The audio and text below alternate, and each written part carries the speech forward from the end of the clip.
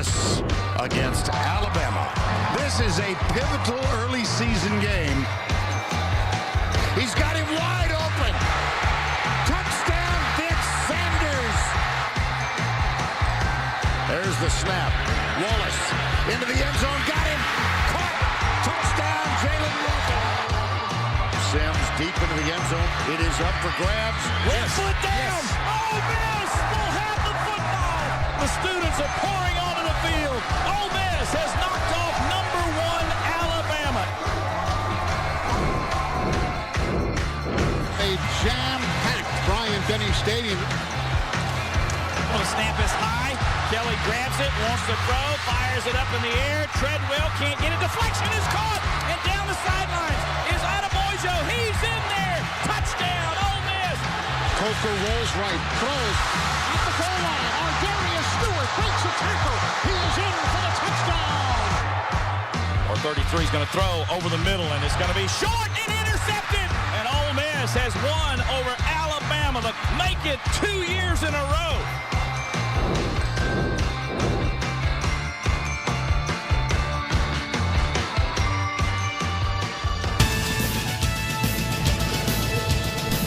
We welcome all of you to the Home Depot SEC on CBS. This afternoon, the top-ranked Crimson Tide of Alabama against the 19th-rated Rebels of Ole Miss. Watt Hemingway Stadium recently expanded the capacity, now just under 65,000, and every seat will be taken this afternoon. Hi, once again, everybody. Vern Lundquist along with Gary Danielson. We have an important number for you to consider today. The number is 2, as in how many times in succession has Ole Miss defeated Alabama. Now, no Nick Saban coach team in the SEC, which would include LSU, has ever defeated him 3 times in a row. What are the chances?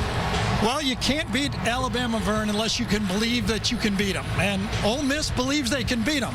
Plus, I think going into this game, they have to be a little bit upset. Since they beat Alabama, all they've heard from Alabama is, they didn't beat us, we beat ourselves. Now, I do have to say, when you put on the tape, it's hard to argue with Alabama, but it doesn't mean Ole Miss doesn't think they can win this game. There are any number of great contrasts today, perhaps most significantly at the quarterback spot. Absolutely. I mean, if Ole Miss is going to win this football game, Chad Kelly, who everyone believes might be the best quarterback in the SEC this year, better be on top of his football game.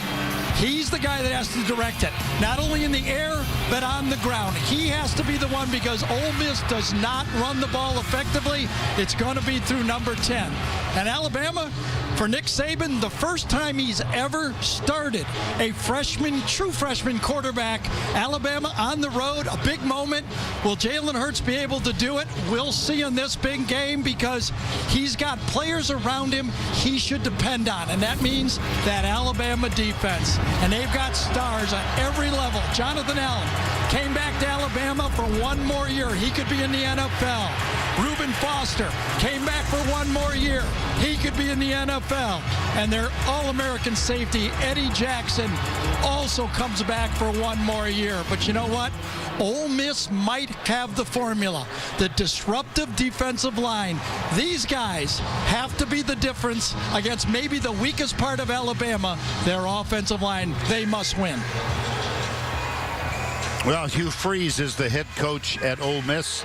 Nick Saban at Alabama. They are dear friends, despite the having to go against each other each year in football. For more, let's check in with Allie LaForce. Hey, Vernon, Gary, with all of the national conversation, the hype, the emotion that has surrounded this game over the last 2 years, Hugh Freeze wanted to put a personal touch on it. So he wrote the team a letter. He put it in their lockers before the game, and he used this letter as motivation before the game in his pregame speech. Now, one line that really sums it up. He said, "Do you believe that you can beat them again, or do you believe you will beat them again?" The difference is all in what you believe. He wants this team to dig deeper than their physical capabilities. Now, Alabama, they want nothing to do with emotion. Nick Saban told me that he believes emotion got the best of them the last 2 years. We'll see which strategy wins out in just a few minutes. It is thus far a beautiful afternoon. There were early predictions of thunderstorms. We hope they stay away. We'll return to Oxford right after this. The Home Depot SEC on CBS is sponsored by Napa, New York Life, Bud Light, and by Chick-fil-A.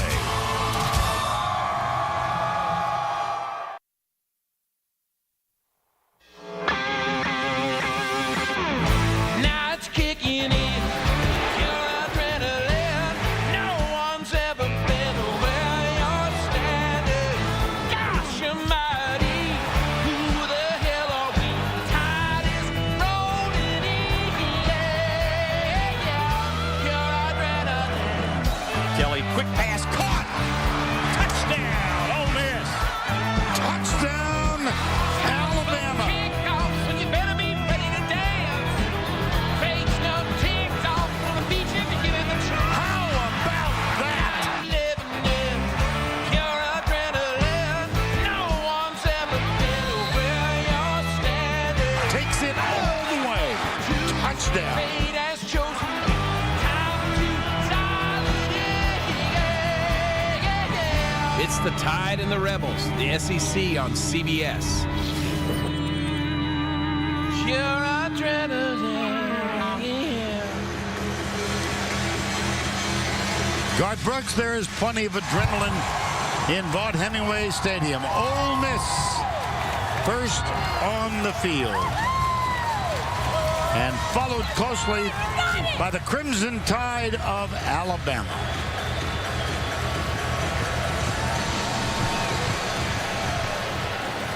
Well, we mentioned the possibility of thunderstorms. There is a 15% chance of rain. That's really improved. The humidity at 76%, so a muggy day. 81 degrees, about 13 degrees cooler than yesterday. 64th all-time meeting, the first game in 1894. Ole Miss has won the last two. Alabama won the toss, and they have deferred. That means Ole Miss will get the ball. Well, these opening kickoffs have proven important in each of the last 2 years. In 2014, the Rebels' Mark Dotson returned the opening kick 54 yards to get into Alabama territory. Ole Miss won the game and tore the goalpost down. Last year, Ardarius Stewart fumbled, and Ole Miss recovered the football. That was the first of 5 Alabama turnovers in that game and helped to determine the outcome. And Vern, that's why I think Ellie's report nailed it so much from the viewpoint of Nick Saban. He looks at this game as we've been too emotional to start the game against them trying to avenge defeat. He wants them to be businesslike and do their job.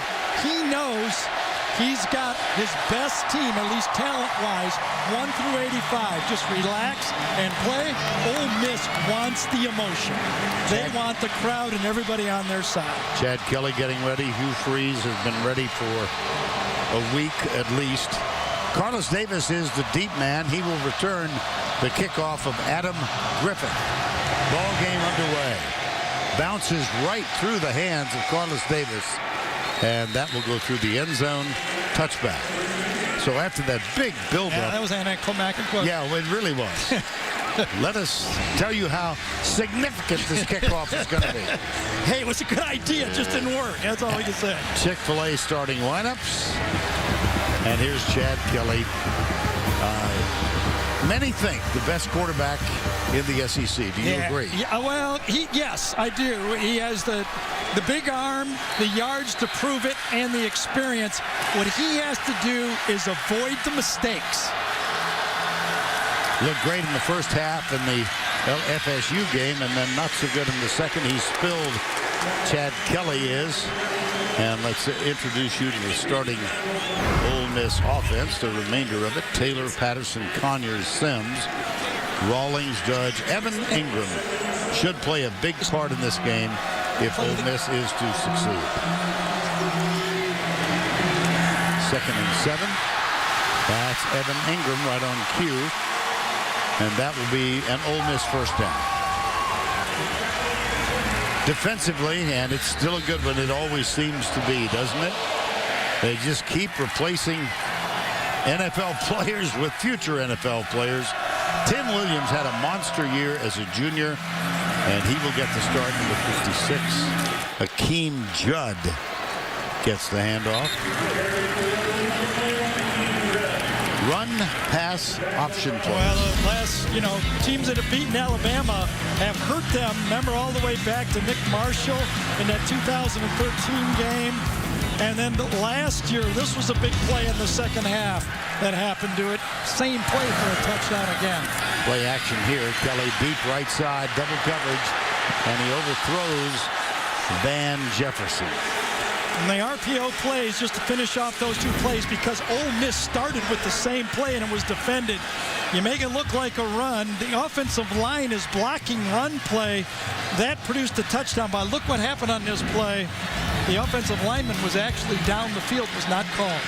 5 wides. Kelly's got a man at the 50. It's Evan Ingram. First down, Rebels at the 35-yard line. I'm not surprised at all that the pressure point in this offense will be Evan Ingram. He caught 9 balls against Florida State for 121, and he's a mismatch. Now they do go with the hurry up after the big game. And it is caught by Quincy Adeboyo. I think it was Anthony Avert, number 28, that was in coverage on the play. Got inside of him, and a perfect throw. Again, you must be efficient. If you're throwing against Alabama, they play man-to-man, and they force you to throw accurately. And so far, Kelly has. That was a game of 15. Now they'll test the left side, up the middle, in the open. Akeem Judd, no flags, touchdown, Ole Miss.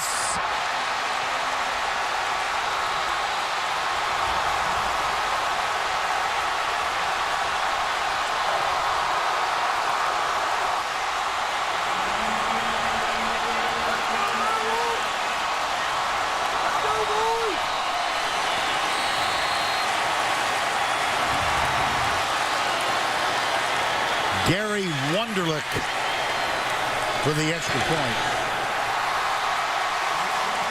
Well, the question was, could this offensive line muster any running game to help Chad Kelly? He threw the ball effectively, and what did it do? It allowed Rod Taylor and Javon Patterson, number 79 and 73, to get their blocks, and what a beautiful drive. They mixed it up, and they gashed them. 75 yards, 7 plays, 1:53 on the clock. 7-zip in Oxford. Now it's time to take a look at our Home Depot tools for success. How ironic, a year ago when they fumbled the opening kickoff, Alabama held Ole Miss to a 3-and-out. Now, with 75 yards to go, the field opens up, and Chad Kelly, with the help of his offensive line, great protection and accurate throws, sets up the Alabama defense. They gash him. Actually, inside linebacker Hamilton overran it that time. Sean Dion Hamilton overran it, and 7-0. An excellent drive, moving the chains and putting points on the board. Nathan Noble, that is. And it'll be a touchback, grabbed by Ardarius Stewart. And the Chick-fil-A starting lineups for Alabama.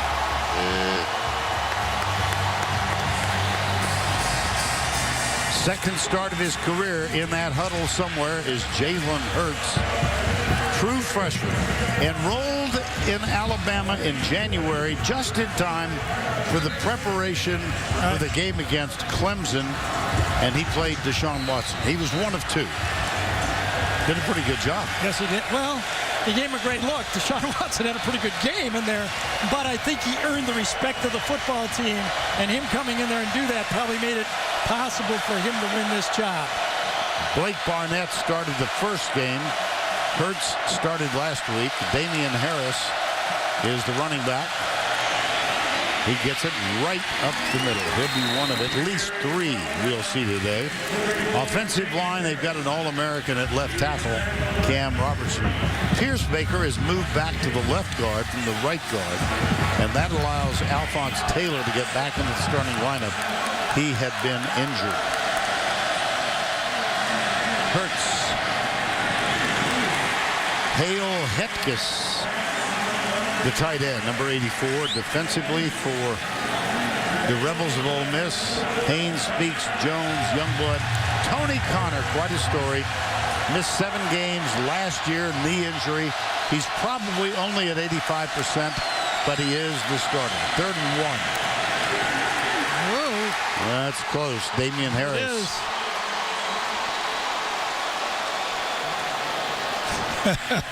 It's funny. Calvin Ridley picks up the ball and remarks it. Kind of ran into his own player on the play. He had it easy on it. Well, Terry Caldwell, number 21, was the first one to make contact. It is ruled a 1st and 10. 7-0. Akeem Judd with a run, 23 yards. Hurts. Calvin Ridley, 9 catches a week ago. DJ Jones makes the stop. It is very interesting to watch now how Lane Kiffin will counter. Remember, on the road, true freshman quarterback. He's already looked at Chad Kelly being able to move the ball. Does he give him a more leeway to throw it? Looks like he's calling his normal game to me. No protection of the freshman quarterback. There is a new running back in. Hurts keeps it and runs left. He gave the fake to Joshua Jacobs, number 25. And Hurts is a true dual threat quarterback. Sure is. And speaking with Lane, I asked him, have you ever had anyone, either as an offensive coordinator or a head coach, like Jalen Hurts? And he thought for a minute. He says, nope, never have. Usually I have pocket guys. This is the first time. Bradley Bozeman is the center. He gives it off to Damian Harris. And he scoots around the right side and gets close to the first down. Little different look from Ole Miss here. They're keeping their safeties back. They're daring Alabama to run the football without bringing that 8th guy in the box. Alabama has not shown they could run the ball consistently in the year so far. So they're saying, prove it to us before we come up and try to stop the run. Injured player for Ole Miss. We'll be right back. We invite you to get the CBS Sports app for inside access to Alabama, Ole Miss, or your favorite team. From signing day to game day, you'll get instant coverage of every moment from every angle. Download the CBS Sports app today. The injured player, number 13 for Ole Miss, is Kalo Moore, a senior from Rosedale, Mississippi.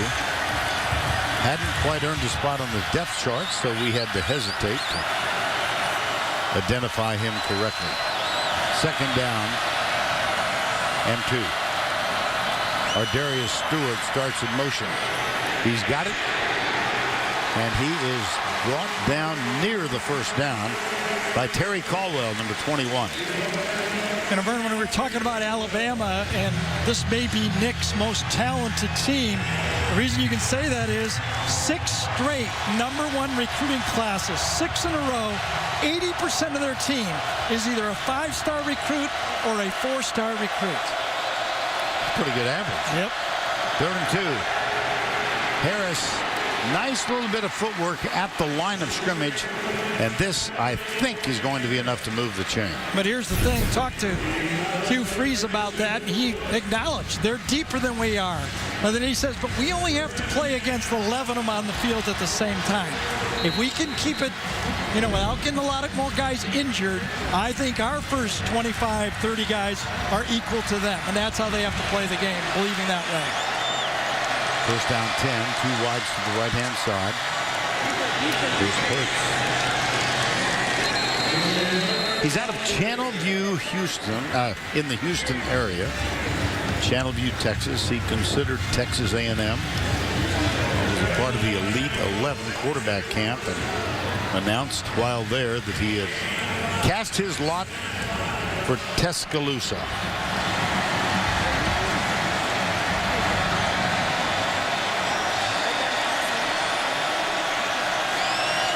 Passing down. Let's see how this offensive line holds up for Alabama against this ferocious pass rush.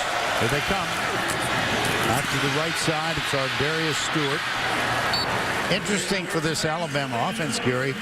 They line up Ridley to the left and Stewart to the right on almost every play. Yeah, but not always wide. You can't depend on them to be the widest receiver. You can depend on them to be right and left. And the reason they do that, as they've now moved to playing a little bit faster, no huddle, it's easier for them to get the plays called by having the wide receivers go to one side of the field every time. And now they switch and put 3 wide to the left. Tight end in the middle up here. Yeah, Brutch. Pass is complete to Calvin Ridley.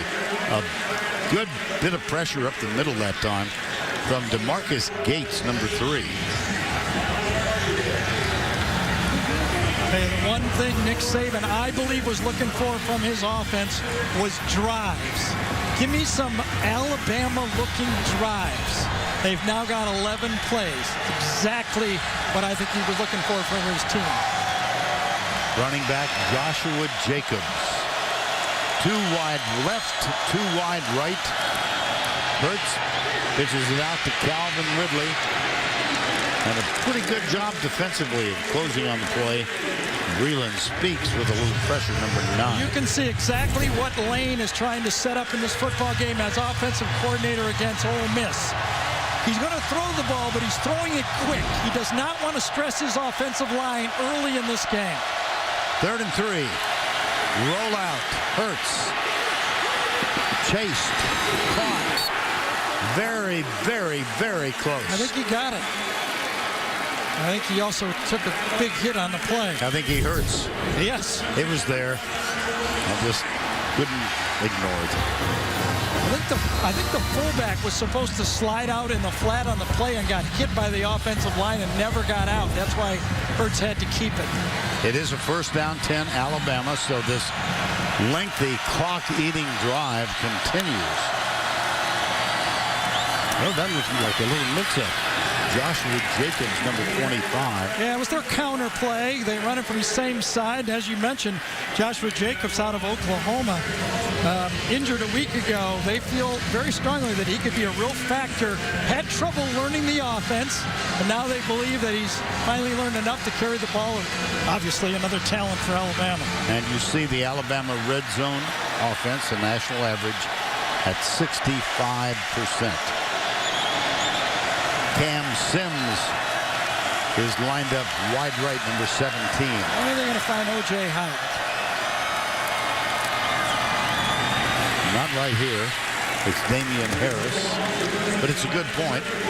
Well, I think we've got, in this league, the SEC this year, 3 really tight ends that set themselves apart. At Arkansas, Jeremy Sprinkle, Evan Ingram from Ole Miss, and, of course, O.J. Howard here at Alabama. They're down 7. They've run 15 plays already. Hurts. Got him. Throwback. Oh, does he ever? In the left end zone all alone. And he overthrows it. Oh, my gosh. We saw this same play in the SEC championship game, a throwback play just exactly like this. A little slowdown, and he goes across. All the motion goes one way. Can't remember if it was against Florida or South Carolina, but a similar play, and completely whiffed on had a touchdown. Alabama's 16th play of the drive. Here's Adam Griffith for the field goal attempt.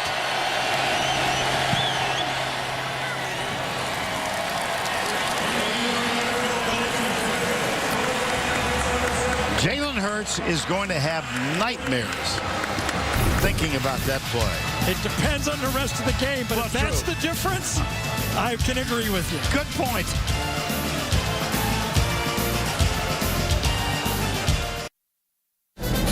Zucker in New York with this Heisman Watch presented by the all-new Nissan Titan. And here's your Heisman frontrunner, folks. Lamar Jackson, 5 total touchdowns, over 360 total yards as the Cardinals hang 63 on number 2 Florida State. Most points the Noles have ever allowed in a game.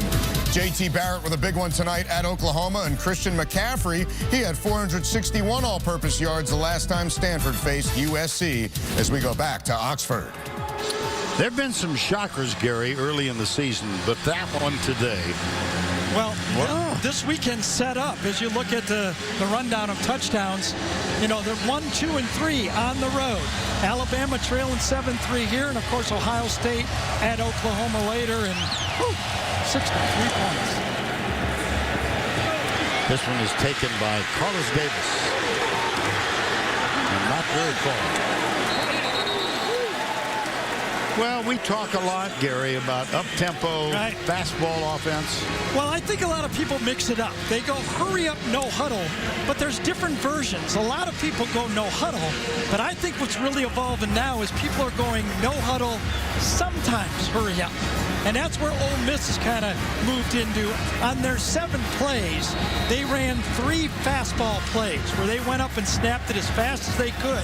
On it, they threw the ball all 3 times. Kelly was 2 for 3 for 41 yards. We're going to watch that and measure this throughout the game. Not all no huddles are up-tempo or fastball. We're going to watch it. Well, that one went nowhere. I like the acronym for the first one. There you go. Hubert Owens is our referee False today. start, 7 offense, 5-yard penalty, still first down. That's Jordan Sims, the right guard, sophomore. So that makes it a first down 15. In college football, if you have an elite player, you know, like an A.J. Green, a Julio Jones in the past, or Evan Ingram in this football game, you need to establish him. And that's what I think Ole Miss has done so far in this game. Ingram, a senior out of Powder Springs, Georgia. 11 catches for the year. That was a carry. And it brings up a second down. And they're officially going to call it second down 12. Kelly avoids the block, goes deep, has to wait, and can't hang on. It was a attaboy Joe. At the 45-yard line, ball hung a little bit. Yeah, attaboy Joe had a chance to bring this down, I think. Anthony Avert was in position and fought through it. And that's all you can ask from your corners. Ole Miss has big wide receivers. You got to tell them to play through the catch, and he did it exactly the right way there. Third down 12. In the end zone, watch out. And that's through the receiver's hands, and that was Ingram. Well, that was great strength from Chad Kelly. We talk about his arm strength and his running, but he got away from Timmy Williams that time. That could have been a safety. Watch the strength of Chad Kelly. Gets the weight from both of them, actually, Ryan Anderson and Tim Williams, to get a play and live without giving up the safety. Here's the little rugby punt. And the catch, fair catch taken for 49 by Eddie Jackson.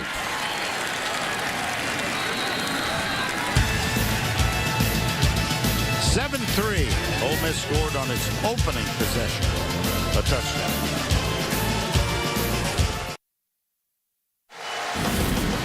Doubleheader for you tomorrow. The NFL on CBS. 5 games early. The lead game Cincinnati at Pittsburgh. 3 are late. Indianapolis in the mile-high city of Denver, and it all begins with the quintet. Actually, it's JV and the quartet, but they should get equal billing. That's the NFL Today presented by Southwest Airlines. Let's check in with Allie. Vern, I have a couple injury updates for you. Kalo Moore for Ole Miss left the game with a right shoulder injury. He spent significant time on the athletic trainer's table getting worked on. He's questionable to return. And also Sean Hamilton for Alabama went into the athletic training tent, which, by the way, both teams have now. Makes it very difficult to see, but I did get confirmation that he was just getting his left ankle retaped. Okay, Allie, thank you. 7-3, under 5 to play first quarter. All right, now this is the danger time for Ole Miss. Alabama just ran a 16-play drive, get a quick 3-and-out that they, do a lot with that defense, and now that defense has to come back for Ole Miss, back on the field. Alabama's ready to go again.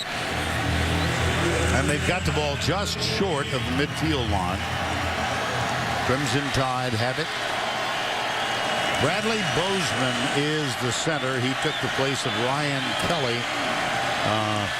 Yesterday, Lane Kiffin telling us he thought Ryan Kelly was the most valuable player on the Alabama team last year. Here's Hurts. That one is stripped.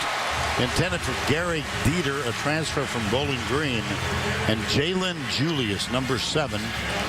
Nice job of defending the play. Well, Julius is one of the guys that's getting playing time because Kenny Webster had that devastating injury against Florida State. And remember, the biggest difference for this Ole Miss defense, they lost their 2 senior safeties, Mike Hilton and Trey Elston, a year ago. They got a true freshman, Miles Hartsfield, out there, number 15 right now. And Alabama now has Bo Scarborough in at tailback. So 3 running backs, and there's motion on the left side. That was Cam Robinson. False start. Offense. Number 74. 5-yard penalty. Second down. Left side right here. And that's the 2 or 3 plays that Hugh Freeze is asking this home crowd to make a difference in. And it's a big difference. 2nd and 15 now. This is, back when it was, you knew if it was McElroy or A.J. McCarron, it was a screen. This was, you could almost count on it. Both wideouts are wide to the left. Now, Ridley starts in motion. Play fake. Hurt looks deep.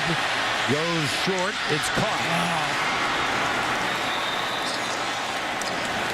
What time he had to survey the field. It's Gary Dieter, number 11, in his first year. Alabama, it's hard to believe, Vern, returns Alabama has 2,000-yard receivers on their football team this year. And Calvin Ridley and Gary Dieter. One of them did it at Bowling Green, and one of them at Alabama. It's not that you're obvious, but I could see it coming. And this one's going to be whistled dead. False start. Offense. Number 73. 5-yard penalty. Well, we've got false starts by both tackles now. Well, Jonah Williams is a true freshman. He's the starting right tackle. And he's been starting. He came as obviously a high school, attended spring, won the tackle job at Alabama in his spring, started the spring game at right tackle. He's been there, and he'll be there for at least 3 years. They call him a special player. Yeah, excuse me, Vern. yeah. As they do Cam Robinson on the other side. There's the screen. Darius Stewart gets this one, and nothing doing. Benito Jones, number 95. Well, if anything takes a little too long against this speed defense of Ole Miss, that Land Shark defense can make up a lot of ground. You have to hit them fast because they can move and redirect as well as anybody in the SEC. 2nd down and 20. This time they'll spread the field with 3 wide to the right side, 1 off to the left. That's Calvin Ridley. Now he's joined by Bo Scarborough, who now comes, it's Ridley coming this way. Quarterback draw. Yeah, he can run. He fumbles too. And it's picked up by Ole Miss. This is Miles Hartsfield, the freshman, knocked out of bounds inside the 20. Let's see if he landed on the ground before the ball came loose. Was he down by contact? That's going to be the question.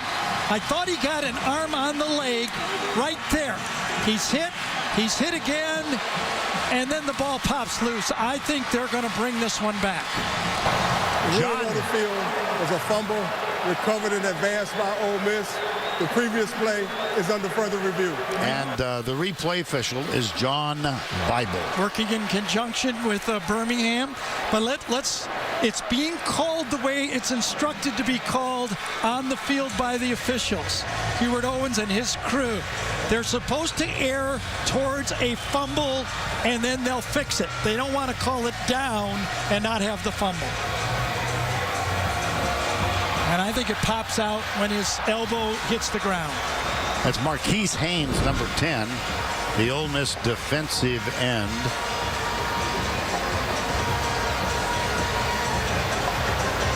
I say right now they know it's coming back, and they're just trying to get the yard line. Yep, and the clock.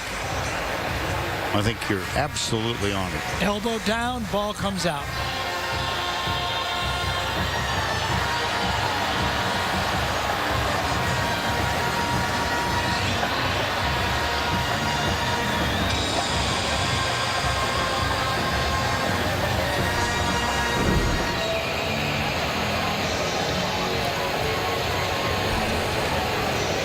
It was a 50-yard return of the fumble by Miles Hartsfield,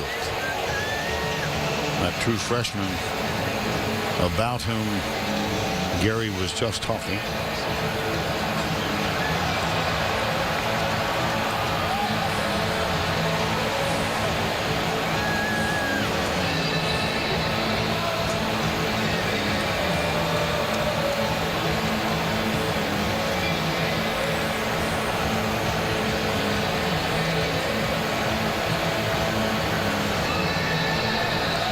I think it's going to be about 3rd and 5. And it's in that part of the field where, you know, it's such a long field goal. Alabama may go for it here. After review, the ruling is that the ball carrier was down at the 35-yard line prior to the fumble. It'll be 3rd down. Please reset the game clock to 3 minutes, 18 seconds. Please reset the game clock to 3 minutes and 18 seconds. Vern, do all these people know this is your last year? Because they all disagree with you. They're just booing, you know. It was both of us, right? Yeah, everybody. Yeah, it's in that, you know, in between where I think Alabama's going to go for this. 3rd and 5. I talked to John Bible about an hour before the game. He did Vanderbilt last week, and he had 6 reviewed plays. And I said, I hope you have a quiet afternoon. It didn't turn out that way. 3rd down. Hurts. Ridley. Inside the 30. That's a 1st down. Boy, this is just such a tough throw. I know it seems easy, but it's almost a lateral. And then you have to lead Ridley upfield. If you make him turn at all, Ridley will not have the momentum to go forward and pick up that 1st down. A beautifully designed play and executed by Alabama for the 1st down. Alabama trails 7-3, 2:50 to go, opening quarter. Good flip.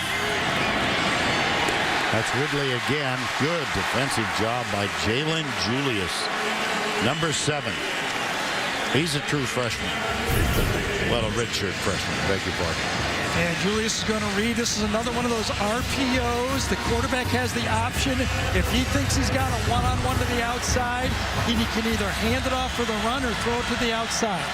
2nd down, 12, 3 wides, right side. Do I have to keep explaining that play for the rest of my life? No. Okay. No. Getting tired of it. There we are. It's going to Ardarius Stewart. He didn't get much. It'll be 3rd and either 10 or 11, depending on the spot. Yeah, he ran in number 84. And he's limping off now. Hentges was the guy who was the obstacle. Yep. Man, Ardarius Stewart. I think Dieter was in the play, too. Was Dieter the one that was limping off on the play? Well, Stewart started limping up. Yes. Now he's down at the 33. One more look at the injury. There's Hentges getting in the way. Stewart is down, and time has been called.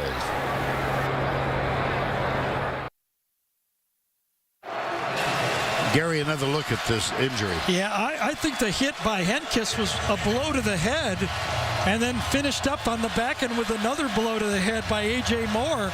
And I think they're going to take a look at him into the concussion protocol procedure. Here's Henkes in motion. It's 3rd down and 10.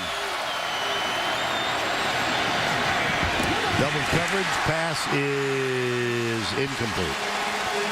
Calvin Ridley. And this is the tent, which is more and more common on football sidelines these days. And Ardarius Stewart was taken in there immediately. And I would imagine they'll... And here's Adam Griffith. This will be from 47 yards. I just almost automatically say 57 when he comes on the field. Cooper Bateman is the holder. Cole Mazza is the snapper. No good.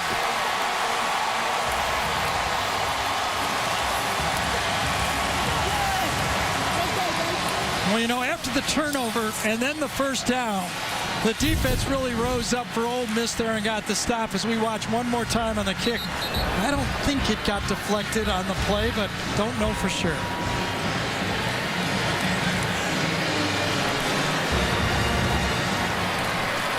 Well, Alabama has dominated since the opening series of this game when Ole Miss scored in 7 plays.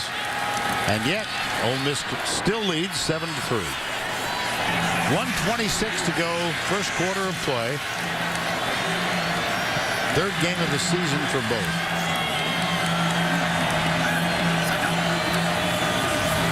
Kelly flips it out.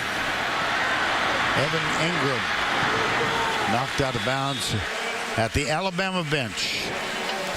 The wait is almost over. Only 2 more days until the Big Bang Theory kicks off with a star-studded premiere that will have everyone talking. It all happens right here Monday at 8, 7 Central, only CBS. Kelly. That pitch was never available. Really surprised Ole Miss is going fast here. Since the opening drive, Alabama's had a 24-3 play advantage. The Ole Miss defense needs some time. Late substitutions defensively now for Alabama. Now remember, Ole Miss substituted, Alabama substituted, so there was time to adjust. That's Van Jefferson, number 12, who goes over in the slot to the right. It's a huge play for Ole Miss. 3rd and 4. Rush. They got rid of it. It's Eugene Brasley, number 23. Question is, was his knee down before he reached across? Yeah. Well, that crowd in powder blue disagrees with the spot. But it was right on the Alabama bench, and the Alabama coaches were helping over there, and I think his knee was down. Look at the pointing being up there. Kelly took a hit just as he let that ball go. Jonathan Allen was the guy who was right there. It's 4th and 1. This is going to get a review, isn't it? I think so. End of the first quarter, they'll have plenty of time to do it. Here's our referee. Thought he was going to speak to us, but he's chosen not to.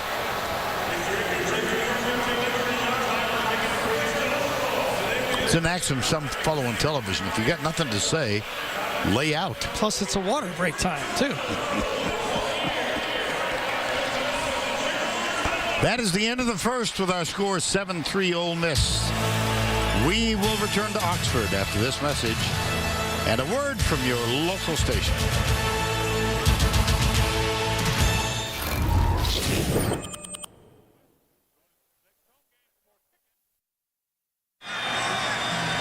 Back for the second quarter, 4th and 1 in the spread formation. First thing Alabama and Jeremy Pruitt had to tell him is stay onside. Yep.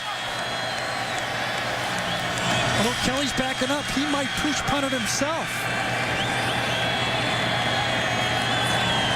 And that is exactly what he does. Now Nice play. Boy, is it ever. Wow. Well, you remember the days of the old quick kick? Yes. That's the, I'm sure Chad went punt, pass, and kick when he was a kid, right? I bet you anything he did, and he probably won. September is Childhood Cancer Awareness Month, and we here at CBS are partnering with St. Jude's Children's Research Hospital to raise awareness for this very worthy cause, and that's why Mr. Danielson and I are wearing the lapel. Which one is it? There we are. And you can't see this very well, but the symbol is in the ties as well, and we fully support that. Impressions of the first quarter? I think both teams satisfied. I think Alabama's shown they can drive the ball, and Ole Miss knows that they have a formula.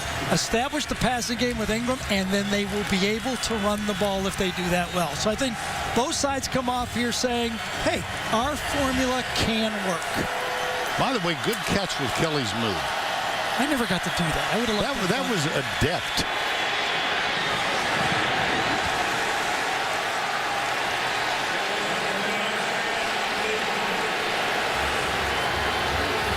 Well, Allie's got a little more on Chad Kelly. Well, you guys were wondering if he's ever played punt, pass, or kick. He told me that since he was 8 years old, he was working on punt, pass, and kick every single day for 365 days a year. And I think he knew from a young age this was the sport he wanted to excel in, and he wasn't going to let a day go by that he wasn't working on it. Well, we're told he won 4 titles. Jim Kelly's nephew. And that was a 48-yard punt. That was really effective. Here's Hurts, nailed after a gain of 1. It just looks so different when you watch Alabama and the running quarterback. We're so used to watching, a featured tailback being the guy, and then the play action passes off that. This year's team has a completely different look. But, when you turn on the tape a year ago, that team that played Ole Miss didn't look like the team that finished the season. No Calvin Ridley. Coker didn't start, and Derrick Henry was not the featured guy at that point. Third down long. That's Hentges. O.J. Howard, near side.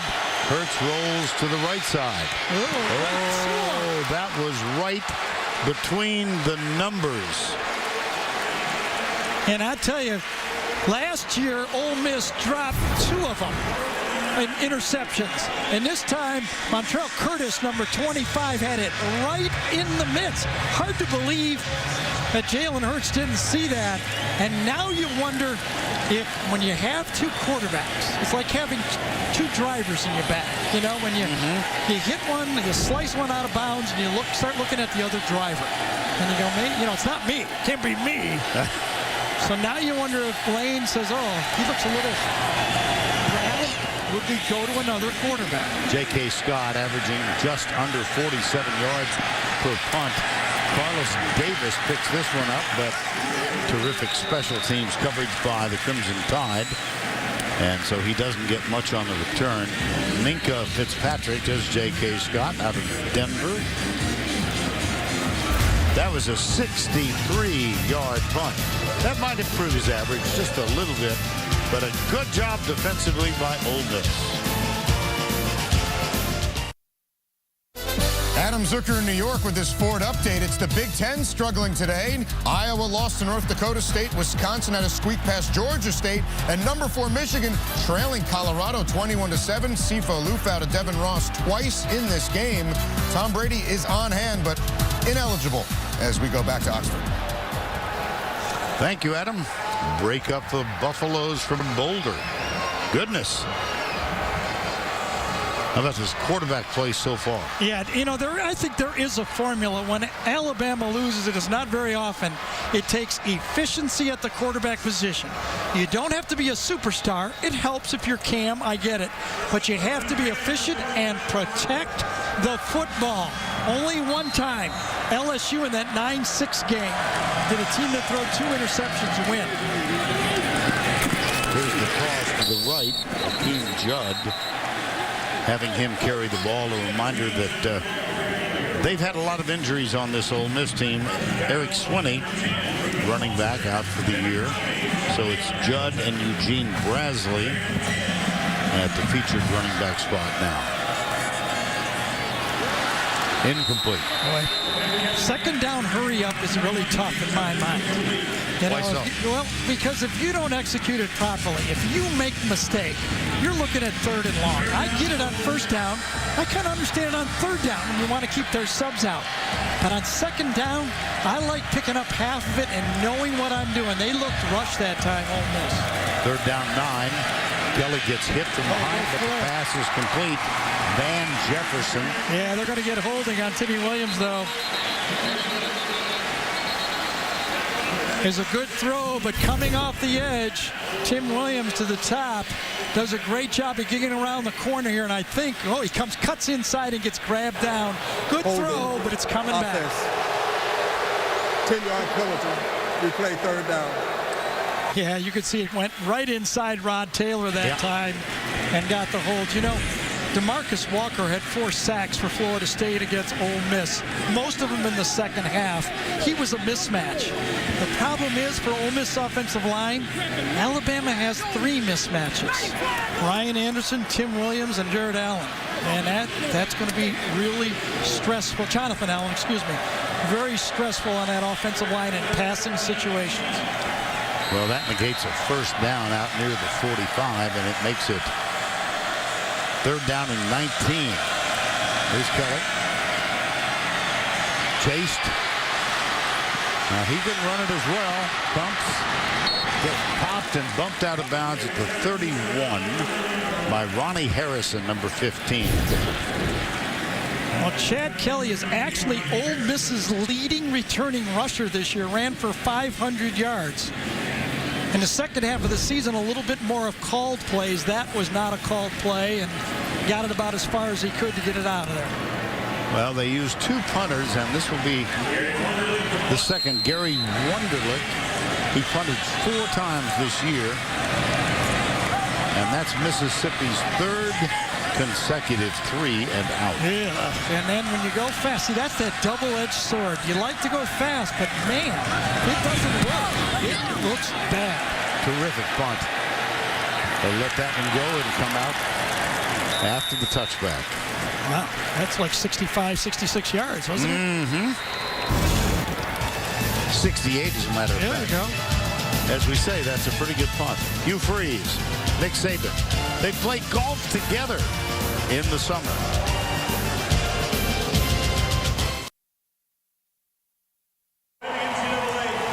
Welcome back to Oxford, where Ole Miss leads Alabama 7-3. We saw a big part of this Alabama team, Ardarius Stewart, leave the field after getting hit on this play right here. He spent a good 15 minutes in the athletic training tent. He spent the first 5 minutes laying down. They put cold rags over his head. They had ice in the tent.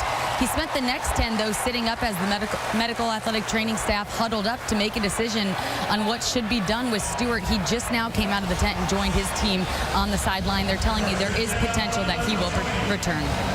All right, Allie, thank you. It's a first down 10 after that 68-yard punt. No uniform on for Stewart yet. Cam Sims and Taylor Diggs, number 7, both to the right. Diggs, the outside man. He's also a defensive back. And the handoff goes to Joshua Jacobs. You know, Vern, we speculated whether Nick Saban might change pitchers here and put in Blake Barnett. And when we talked to Nick, one of the things he said he liked most about Jalen Hurts is when he has a bad play, it doesn't affect him. He's very confident that he can get over something that he doesn't do well. Big hole, big run. Joshua Jacobs across the 50. True freshman. That's a 25-yard run to equal his number. Well, good blocking up front. Ross Griesbracher, number 71, does a good job. Right up the middle, and that had to be Bozeman. That was one of the parts of this offense, the center position that everybody was talking about, considering how good Alabama's been at center for the last 10 years. Yes. And the flag as the snap is made. False start. Offense, number 74. That's 5-yard 2 penalty. on Cam Robinson. Still first down. Vern, catch this. Bradley Bozeman is this year's center for Alabama. Since Nick has been at Alabama, his centers have all had some type of All-American status. Antoine Caldwell, William Blahos, Barrett Jones, remember that year? And then, of course, Ryan Kelly. The center of that offensive line is so important, and why Bozeman is so important.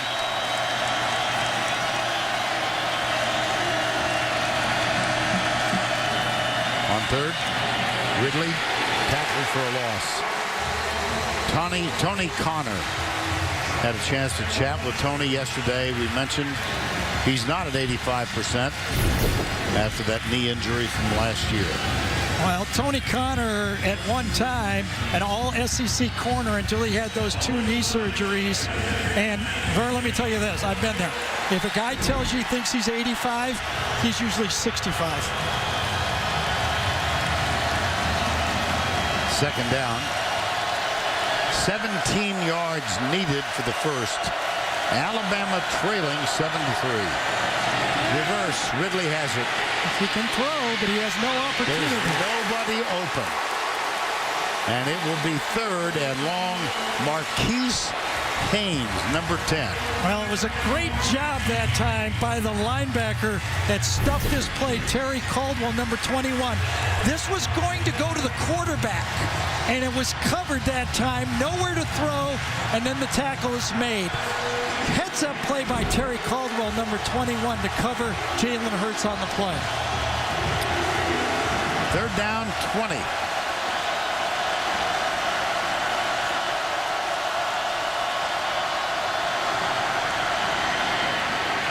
Handoff. Damian Harris, fourth down. Gotta say, Vern, listen, Lane's a great play caller, and he dials them up a lot of times at the right time. But a reverse pass on 2nd and 17 when everybody is manning up people is a very curious call, and Ole Miss had no problems with it. That does bring on J.K. Scott, who has a 67-yarder earlier. And Carlos Davis is the deep man. He is at the 10.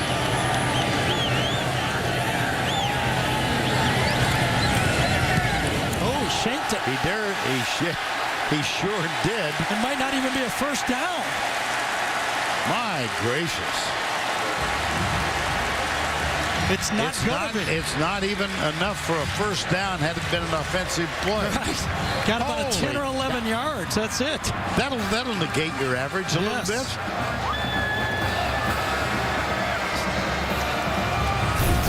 That's an 8-yard punt. Well, he's averaged 34 in the last 2 then. Wow. My gosh.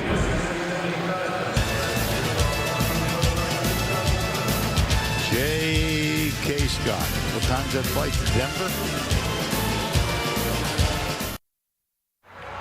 It remains 7-3 Ole Miss.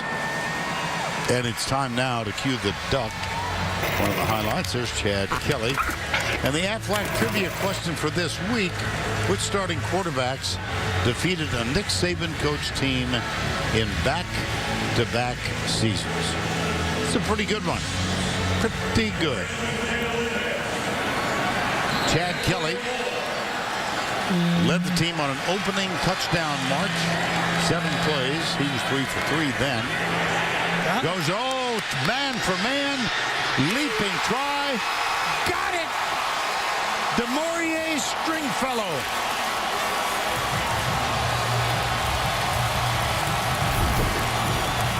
Marlon Humphreys got him one-on-one, but it is one-on-one. There's nobody back there. They go up for it, and Stringfellow is just bigger, and he comes down with it. Now here's your hurry-up offense. Yep.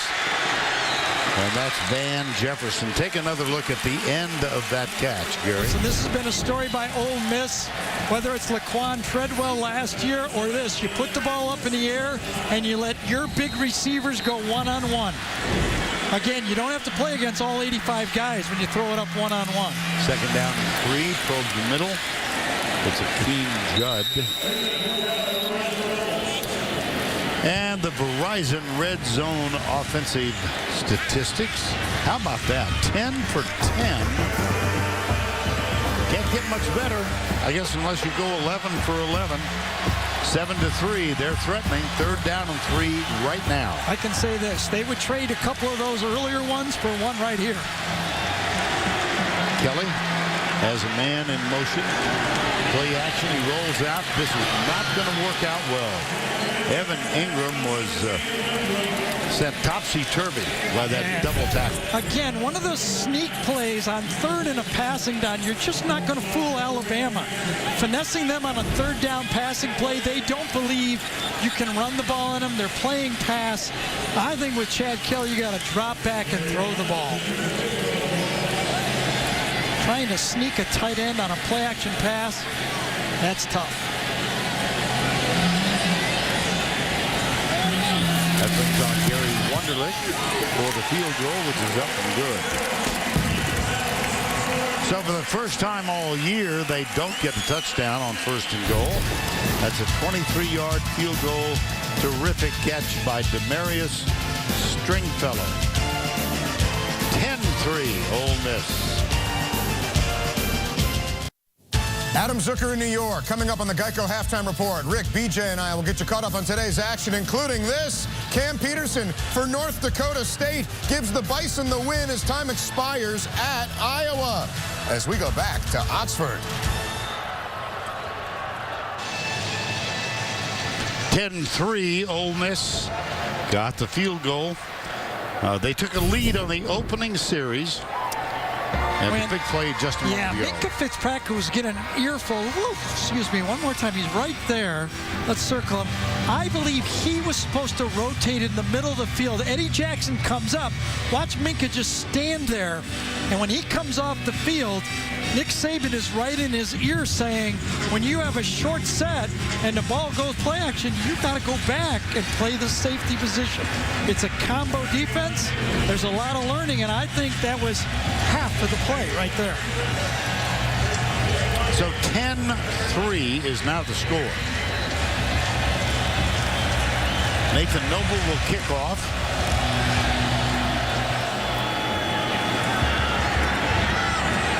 Trayvon Diggs, number 7. Oh, gets popped at the 15. My gracious. And is down at the 20. Thursday, your weekend starts here when the Houston Texans tangle with the New England Patriots. Thursday night football on CBS and NFL Network.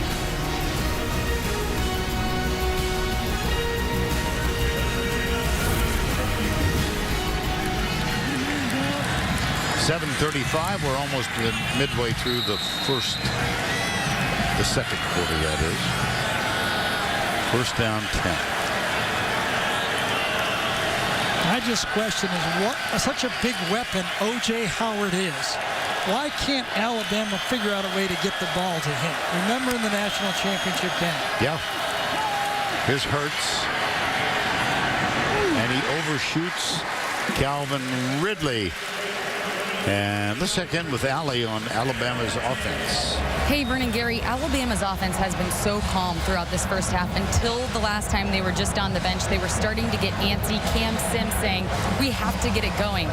Lane Kiffin then sat down and said, we got to play faster, guys. And our Darius Stewart looking Hurts right in the face and saying, you have to speed up the tempo of this game. They love his cool demeanor, but at times they want him to be more of a vocal leader, and they were calling on that right now. O.J. Howard splits out wide to the right. Hurts is 5 of 9 on his last 9 passes, but that's for 0 yards. He'll wing it right side. Well, that ends Gary Dieter, number 11, the transfer from Bowling Green. Well, great protection that time. Dieter goes in motion on the play, and Jalen Hurts has time to survey. Look at that. No one in the pocket. Remember, that is a ferocious pass rush, maybe the strongest part of Ole Miss's defense, and he had time to rip it. That was a dandy. Here's Hurts again. Whoa, it just slipped right out of his hands. Yes, it did. It is not wet, folks.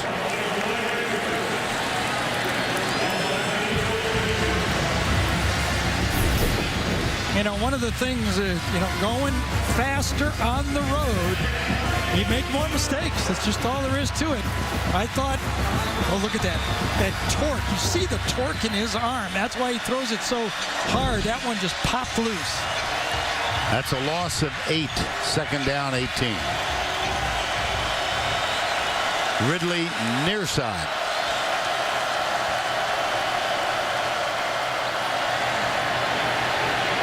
Look. You know, since the injury, Vern, to Ardarius Stewart, as we watch that ball fly wide and high, Calvin Ridley has now been flopping from one side to the other. They've ended the left and right. They're now going to go back to Ridley being more of a featured receiver wherever they put him on the field. Alabama started converting 4 of their first 5 third downs. They missed their last 3. Third and 18 here. 4-man rush. Hurts takes off. And he'll be down at the 45, so he's 5 yards short of the first down. Miles Hartsfield.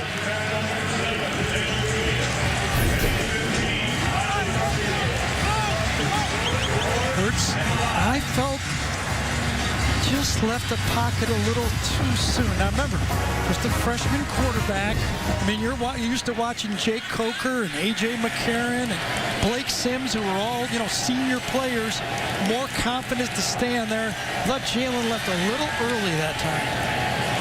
That brings on J.K. Scott. He's got 2 punts today, 1 of 68, 1 of 8. This one's a little better.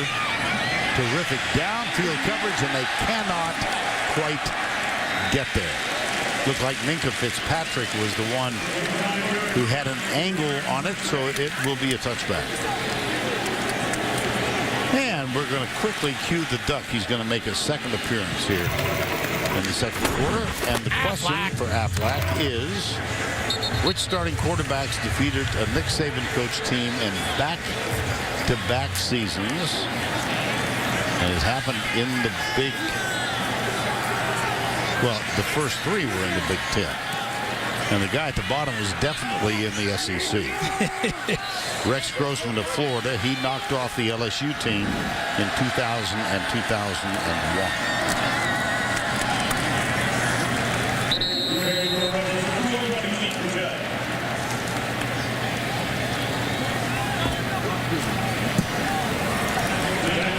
That was Eugene Brasley.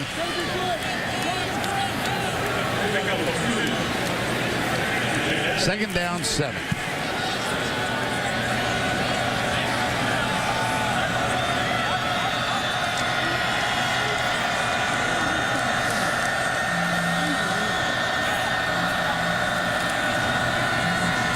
Kelly, pressure. Goes way deep. Good coverage. And the ball is knocked down by Markel Patton. Roughing the passer, I believe. Oh, boy. Personal foul, roughing the passer. Defense, number 22, 15-yard penalty, automatic first down. Well, Ryan Anderson actually got through 2 players. He gets through Ingram, then he gets through the running back, throws them both off, and after he lets it go, he actually tries to catch him on the play. Chad Kelly threw it and went off balance. Ryan Anderson is trying to catch him, and you're going to get called. The official cannot tell if you hit him or not, and you're getting the call. Ryan knew he was late, Anderson did, but his momentum took him into Chad Kelly. He got the penalty. Got him deep, Ingram. Oh, does he ever? Ingram by himself at the 20, and that is a touchdown, Ole Miss.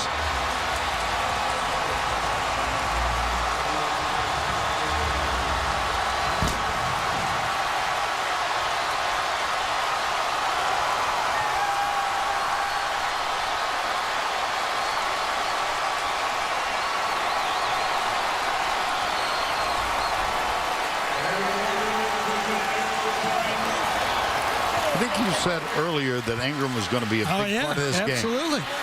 And this looks very familiar to the way they set up Florida State. Faking the screen. This time they fake a pitch. Alabama tries to close on it, and all of a sudden Ingram is down the sideline. That was a game of 63. Good hold And Wunderlich's extra point is up and through. Chad Kelly from Buffalo. Evan Ingram from Powder Springs, Georgia.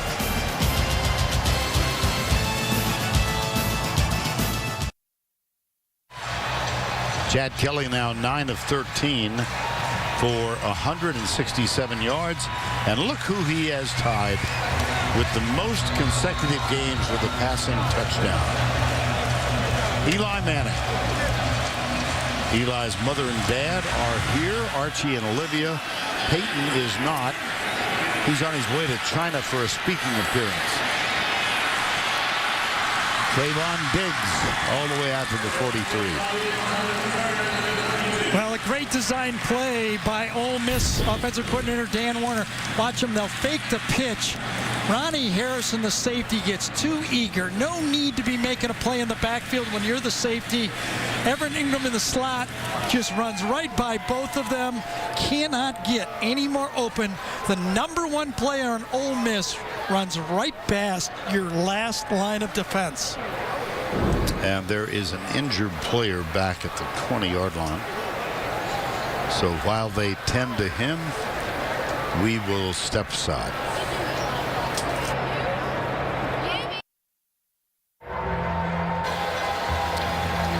Injured player number 37, Luke Davis, a part of the special teams. And we are back to play with a first down 10. Alabama had a roughing the passer call and then a huge touchdown reception by Evan Ingram. 17-3 Ole Miss. Hurts. Watch out. A.J. Moore, number 30. I'll tell you one thing I like what Dave Womack is doing as the defensive coordinator for Ole Miss.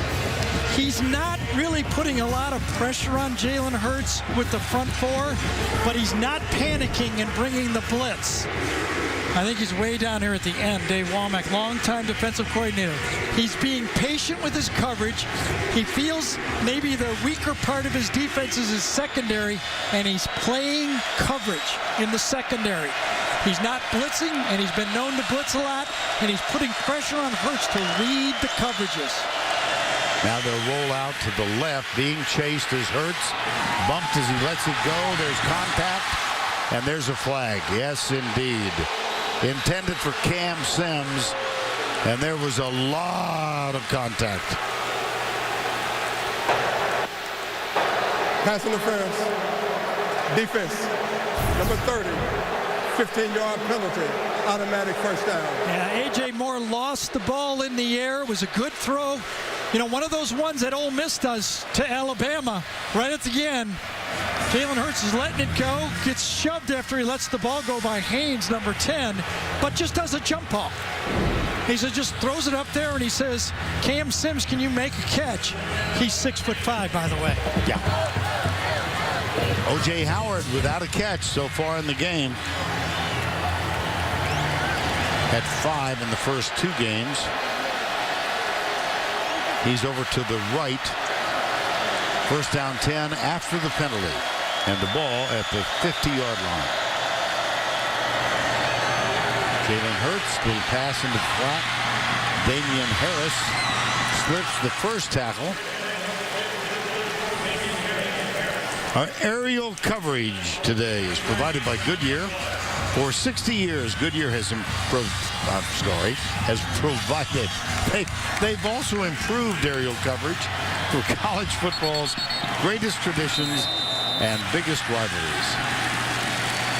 Alabama tried to go fast there with a quick snap and made a mistake. False start.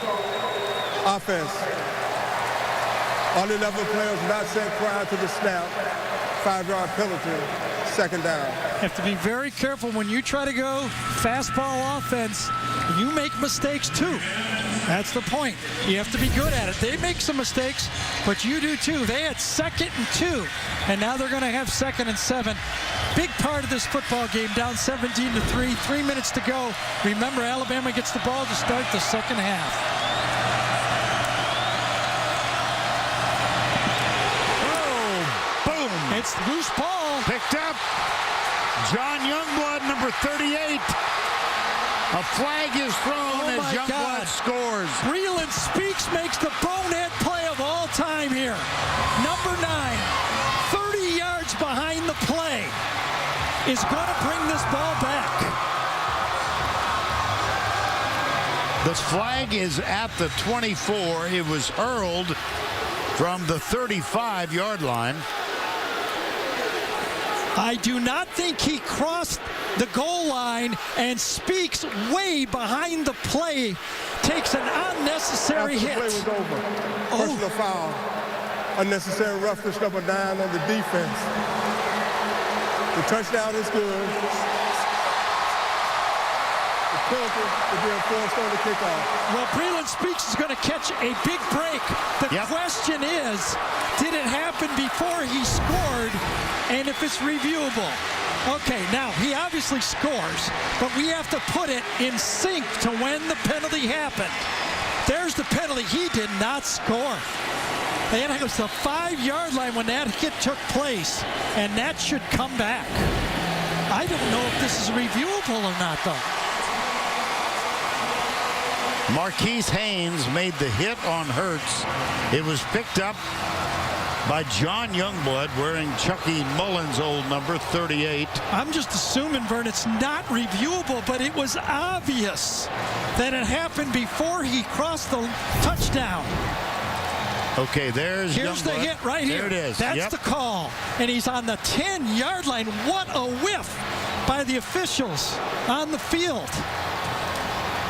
And we are told from the Birmingham head office that it is a non-reviewable play. That's why I said it was a whiff on the field. Holy cow. Big hit, caused the fumble, and then a brain run. It was Marquise Haynes that got the hit on Hurts, who may be. And my, oh my, what a turnaround for Alabama.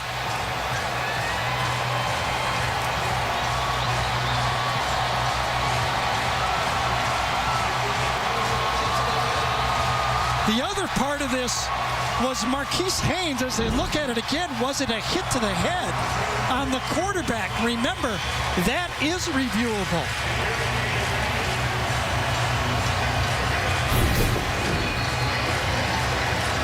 Here's the hit. Oh, yes. He lowered the crown of his helmet, and that was reviewable. Marquise Haynes, the defensive end. And here's the kick. I didn't even see that. I saw the fumble.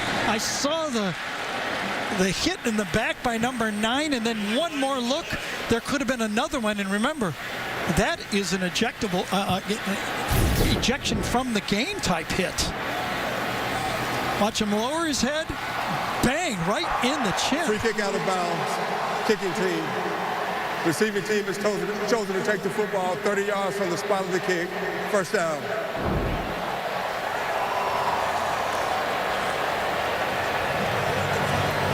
We are being told in a collaborative replay decision that Haynes' helmet was in the chest. Jalen Hurts might argue for that one. Looked to me like he lowered the crown of his helmet and hit him right in the chin. Holy cow. What a hit. Well, the kick was out of bounds. And Alabama gets it back at the 50-yard line. An amazing, extraordinary sequence of plays. Should not have been a touchdown. I'll tell you that right now. Should have come back. The penalty was missed and whiffed by the officials on the field. Here's Hurts looking deep. Ridley is there. Got him. And Ridley inside the 30. That's a big play for Alabama. Well, no one is tougher mentally in this conference than Alabama. They've been tested throughout Nick Saban's career, and they've always answered. This is going to be a tough one on the road here at Ole Miss. Because remember, Ole Miss was up ahead of Florida State. They don't want to have it happen twice in 1 year. Here's Hurts inside the 20, inside the 10 to the 5-yard line. Bradley Bozeman, number 75, the center, led the way.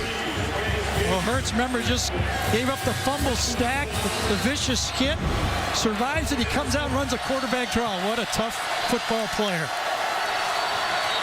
Hentges, number 84, and now looks like timeout is called by Alabama.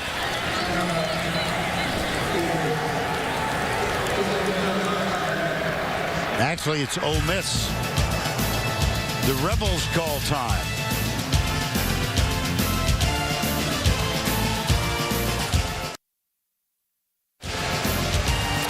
We are back in Oxford, Vaught-Hemingway Stadium, and don't forget the Geico halftime report coming up at the end of this half.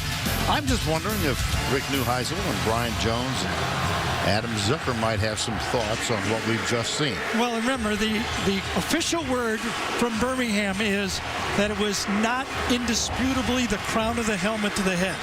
I thought he led with the crown of his helmet, hit him right in the chin.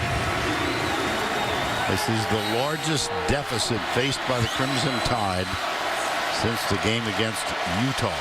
They only got 10 guys out there. Now they got 11. Yeah. Play clock, fortunately, at 14. That was Gary Dieter.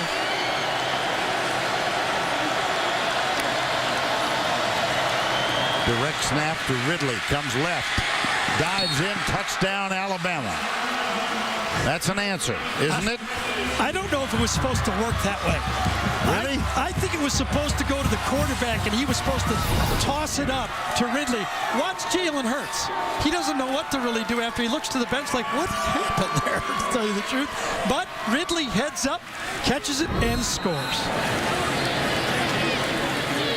37 seconds, 3 plays. They had the out-of-bounds kickoff that set them up, and now Adam Griffith for the extra point.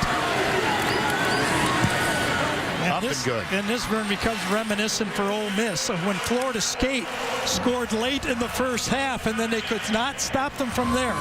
Ole Miss turned. They get the ball. Plenty of time.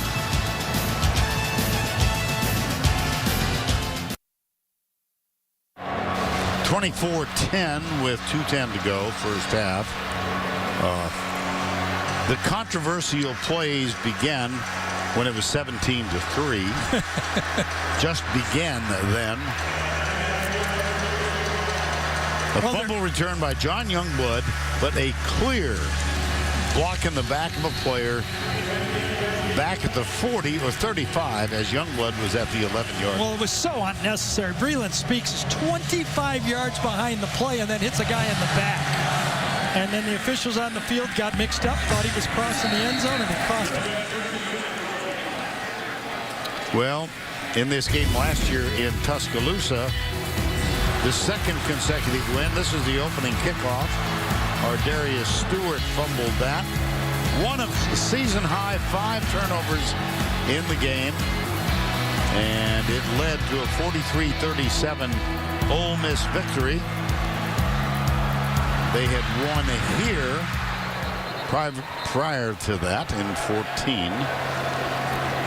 Well, I think if you're Alabama, considering they gave up 2 huge plays back-to-back, Ingram's touchdown and then the fumble for a touchdown. You know, you look up, 14-point game. I just say, calm down if I'm Nick Saban. Just play football. Don't overreact here emotionally. That's Akeem Judd. Ole Miss has 2 timeouts left. Alabama all 3. Second down, 7. No way they're going to go fast here. They do not want to give Alabama the ball back unless they can get a first down. Then they'll go fast.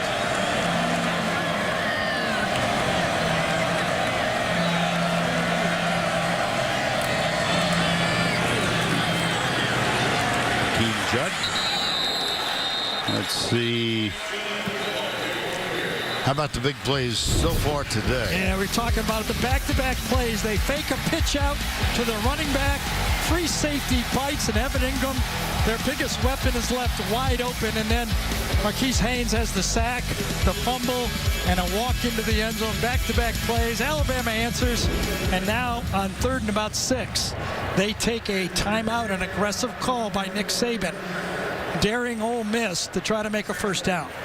1:32 to go. It's 3rd and 5 officially.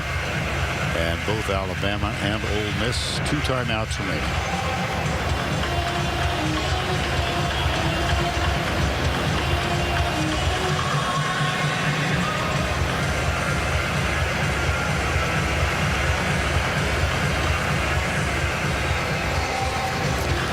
We do. Keep it on the ground. Boy, you got a senior quarterback. If you keep it on the ground, you're most likely going to have to punt with, a minute and 15 seconds to go in a half. I think you got to trust your quarterback here. Say, Chad, give me a good throw. Can't have a turnover. If it's not there, take a sack or throw it away. See Ingram in tight. Here's Kelly. He's got time. He now is being chased, and he will get popped. This was a run all the way. Yeah. It was a design scramble by Kelly, and boy, did he take a hit on the sideline. He's a running back now,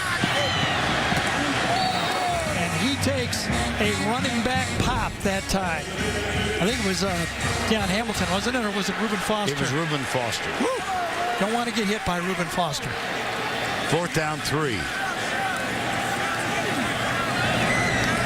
Will Gleason is on the punt for Ole Miss.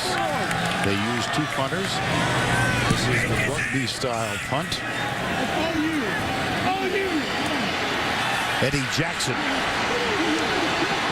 Eddie Jackson. 1 man to beat. And he beat him. There's a flag at the 32-yard line.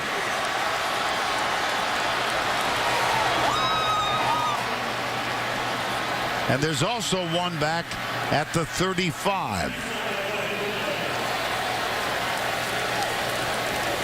Yeah, I think there was a block in the back here early in this punt return.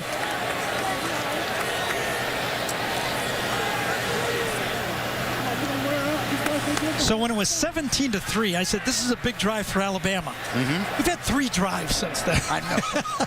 I know. Happened a little bit before, just as he started to turn the corner on his return.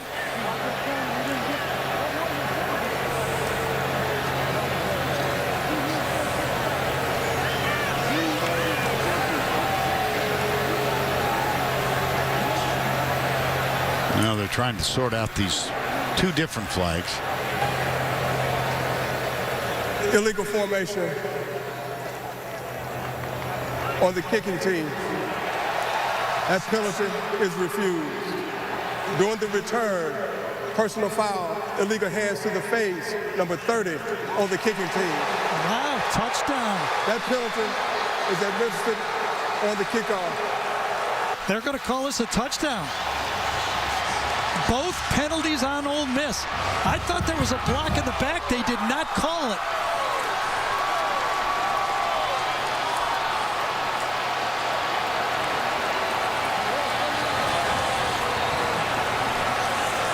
It's an 85-yard return. How about that? We say Alabama's pretty tough-minded. After the fumble touchdown on a play that shouldn't have been a touchdown, they've scored twice. Adam Griffith with the extra point attempt out of Cooper Bateman's hold. It is up, and it is good. And guess what? It's 24-17. You might want to stay with us.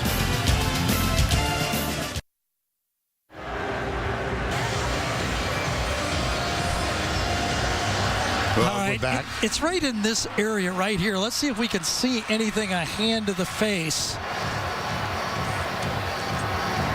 maybe right at the end, I did not see it to tell you. Right at the end, maybe after Eddie Jackson kind of goes by, a late hand to the face. We were able to expand it a little bit. The ball carrier runs out of it. Right at the end was it. I thought was going to be one of those blocks in the back, like they always call, and so did Lane Kiffin, because he walked out there and almost threw the flag down thinking it was a penalty. But back-to-back touchdowns, and remember, that's why I said, Kelly might want to throw the ball here. They were very conservative. They called it a running play. It was a design scramble by Kelly. He did not pick up the first down, and now Alabama gets the kickoff from the 50-yard line. Well, I'm thinking back to the opening game of the year. Ole Miss up 35-10 on Florida State. And with less than minutes to go, Florida State scored a touchdown. And then they dominated the second half. So may we all live in interesting times. This is one of them. Yeah, I just did not like Hugh Freeze's offense on third down there. You've got a fifth-year senior quarterback against a tough Alabama team. You knew your defense was reeling a little bit. You needed a first down, and you did not trust your quarterback to throw the ball. Alabama has scored 14 points, as you can see, in the last 65 seconds. Well, when you see two flags on a punting play, what are the odds they're both going to be against the punters? They run again. Wow. Hakeem Judd.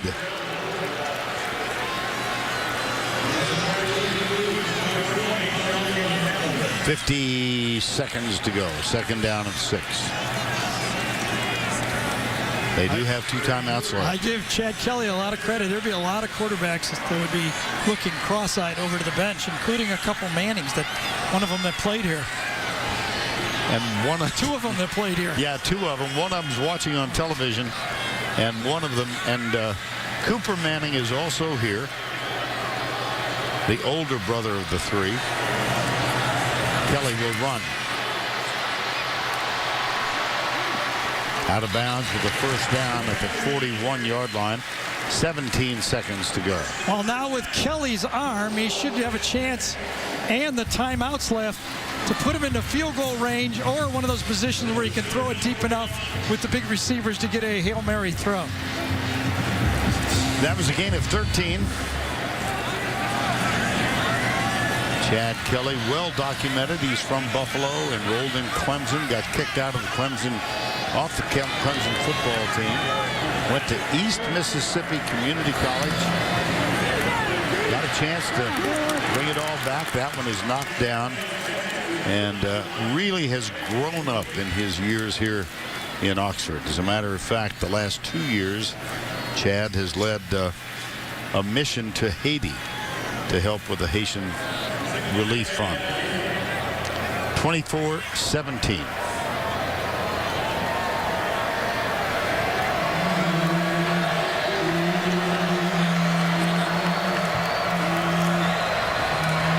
Kelly.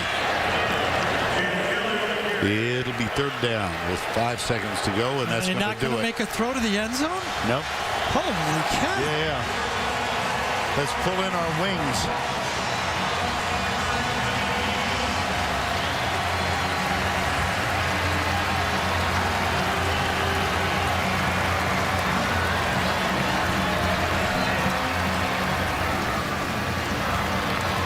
(24-17). It's time for Inside Access presented by AT&T, official sponsor of the SEC. Here's Allie with Nick Saban. Coach, after a start defined by mental mistakes, big plays for Ole Miss, your team brought it within 7. How'd you turn it around? Well, we can't make the mental errors. I mean, we've given up 3 big plays on mental errors on defense, and we got to execute better. I mean, that's what we said in the beginning of the game. And really, they're not doing anything that we should be making mental mistakes on. We just don't play with any poise here. So, we got to do a better job on offense of not getting the penalties and the negative plays, which is really putting us behind the 8 ball. So, hopefully in the second half, we just got to do a better job of executing. Thanks, Coach. All right, thank you. And so you hear from Nick Saban.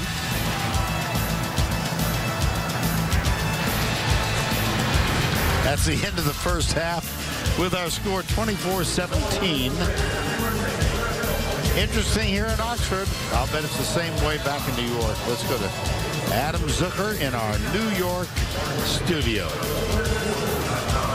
Interesting indeed. Thank you, Vern. And coming up here on the Geico Halftime Report, Rick, BJ, and I will show you how Lamar Jackson's September to Remember continued against the Knowles after this word from your local station.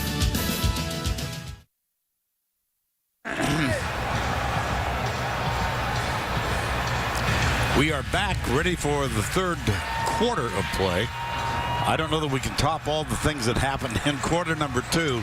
It's 24-17. What are your expectations? Listen, we have a nice halftime up here, but I think in both locker rooms, there was a lot going on, and in the officials' locker rooms, I think they were looking at each other too. Don't you think? I think you're absolutely right. We started talking about your interpretation of a fastball offense. Well, I think too much is given. It's too broad. We've talked about what the hurry-up, no huddle really doesn't explain exactly what's going on. I call it a no huddle, sometimes hurry up. So we charted in the first half the success of Ole Miss and how they moved the ball. They did a good job moving the ball. But how many times did they actually run the fastball offense? Because I've always maintained they give you the look of going fast, but they don't go as fast as you think. And Alabama has plenty of time to get their defense called, and too many people are giving too much credit to teams just tricking. And if you look right here, 29 total plays in the first half, 8 of them first possession of a drive. That can't be fastball. And then you go on from there. There was only 5 fastball plays.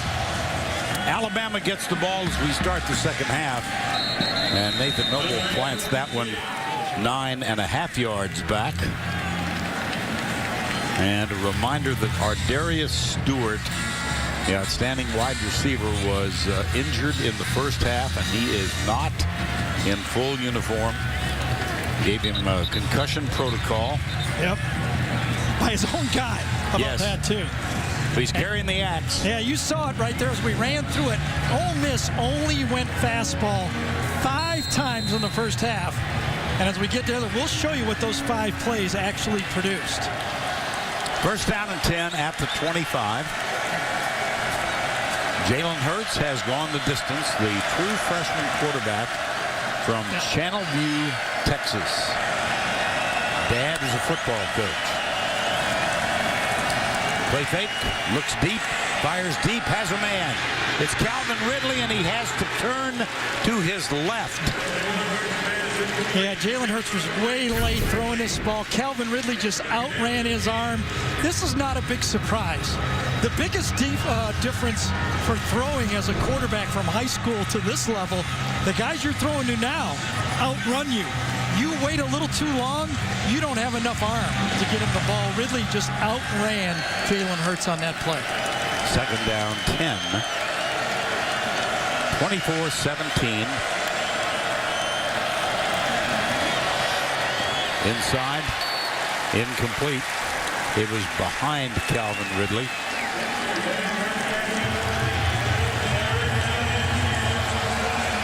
Third down, 10. It's hard to believe Jalen Hurts has thrown the ball 25 times, 23 in the first half. A true freshman on the road, and as either you or I, it was either you or me, Vern, said it, Nick Saban has never had a true freshman start for him as a college coach. And the first true freshman to start for Alabama in 32 years.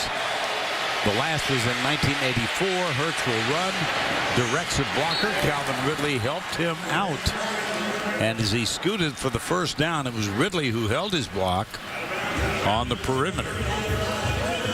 You know, I don't think there's anybody in college football, as you watch Jalen Hurts gets outside the pot and scramble, that does a better job than Lane Kiffin assessing what his quarterback does well, whether it's Blake Sims, or Jake Coker, and now Jalen Hurts, and then calling the play to that game than Lane Kiffin does. He finds something and he goes with it.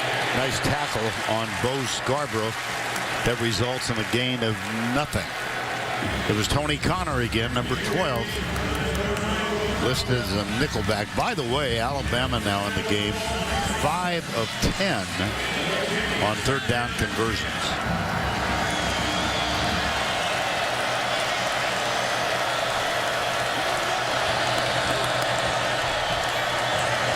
Three-man rush, just. Got a man out on the left side. It's O.J. Howard, his first catch of the day. Dave Womack, defensive coordinator for Ole Miss, will not crack. He's not going to bring the blitz. He's playing coverage, and he wants to challenge the young quarterback to read coverage and stay patient. He's looking for him to force a football and get a cheapie. Third down, 5.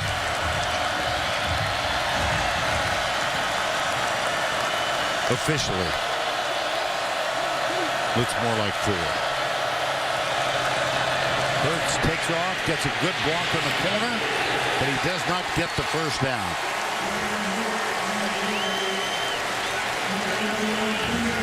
Well, Cedric Woods. Excuse me, Vern. I mean, listen, Lane Kiffin is matched up. He knows that Ole Miss, veteran defense, facing a veteran defensive coordinator, doesn't want to challenge his young player to make a mistake, so he runs a running play with the quarterback, and it is stopped. You know, I think that's a little different than not letting Chad Kelly throw. You know, you got Kelly. Sure. J.K. Scott on the punt. Van Jefferson is the deep man. He's at the 10. Scott. Nice, high, deep. Right on the sideline. Can't do it any better. Nope. Out of bounds at the 6-yard line. A 50-yard punt. Been an interesting day for J.K. Scott.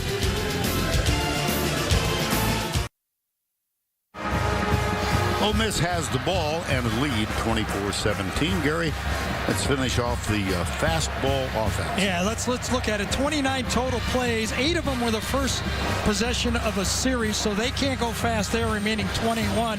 They substituted on 2 of them, means they had 19 options. They went slow or medium slow 14 times and only fast snap 5 times. Actual fastball offense, all 5 were passes. Nothing really big. They were effective, but not big. On that first drive, it led to a touchdown. It actually wasn't a fastball, and their big play to Evan Ingram was after a penalty. So no real trick-em plays in the first half. And I continue to say too many people give too much credit to just saying tempo, tempo, tempo. There's more to it. I don't anymore. I'm a believer. On first down, they go to the right side. It's a key. It's a tactic. Yes. You know what I'm saying? It's used, and I think being used very smartly by Ole Miss. You can't go too fast. You know, they had 3 straight 3-and-outs. Right. So you have to be careful to protect your defense. Judd with 9 carries now for 39 yards. And Kelly is 9 of 14. Not much pressure here. He comes from the backside. Fumble picked up by Alabama. Did he cross the line? Yes, he did. Deron Payne. Ryan Anderson got there from the backside, forced the fumble, and Payne recovered in the end zone. Vern, last year, Chad Kelly had 64 passes for more than 20 yards. Hard to believe that his mental clock did not start ticking near the goal line.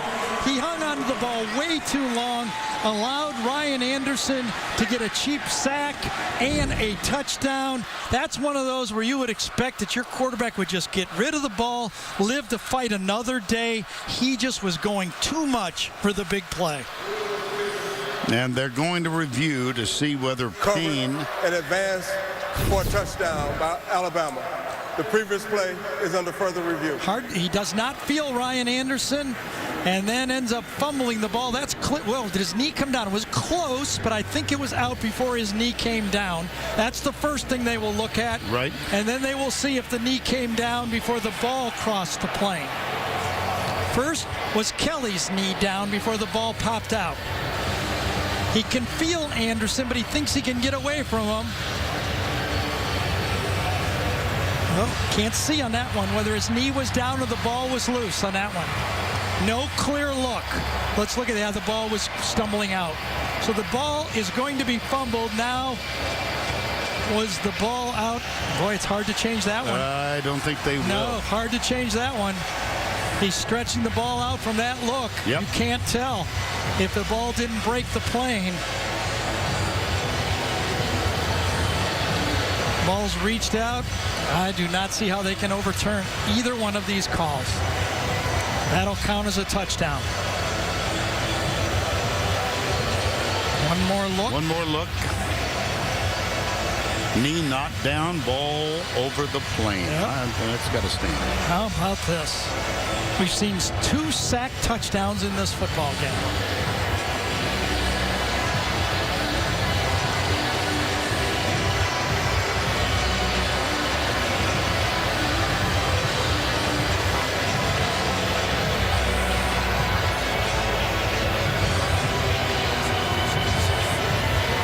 Well, it's so critical that John Bible, the replay official here, it's also being reviewed back in the SEC offices in Birmingham. Steve Shaw, director of officials, is a part of that crew. And the call was a touchdown for Alabama. Vern, watch Anderson jam Ingram, and then the offensive tackle lets him go. That's why he had a free run. Sean Rawlings, number 50, thinks that Anderson's going to continue with the receiver. He jams Ingram and then comes late and still has enough time to get Chad and forced to fumble. After review, the ruling on the field stands. It was a touchdown. Well, there's a small section in the northeast corner that is applauding like crazy. And they are dressed in crimson and white. So the Alabama fans, the rest of this crowd is rather subdued. Adam Griffith on to attempt to tie it.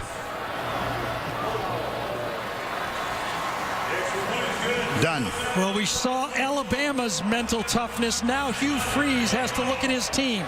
They've blown a 24-3 lead. They collapsed against Florida State. He wanted his team to be emotional. Will they finish this game?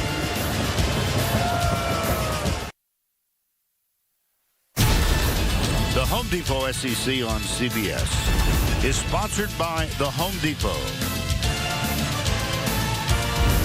Wheels Up, Verizon, and by Chick-fil-A. Our aerial coverage today provided by Goodyear.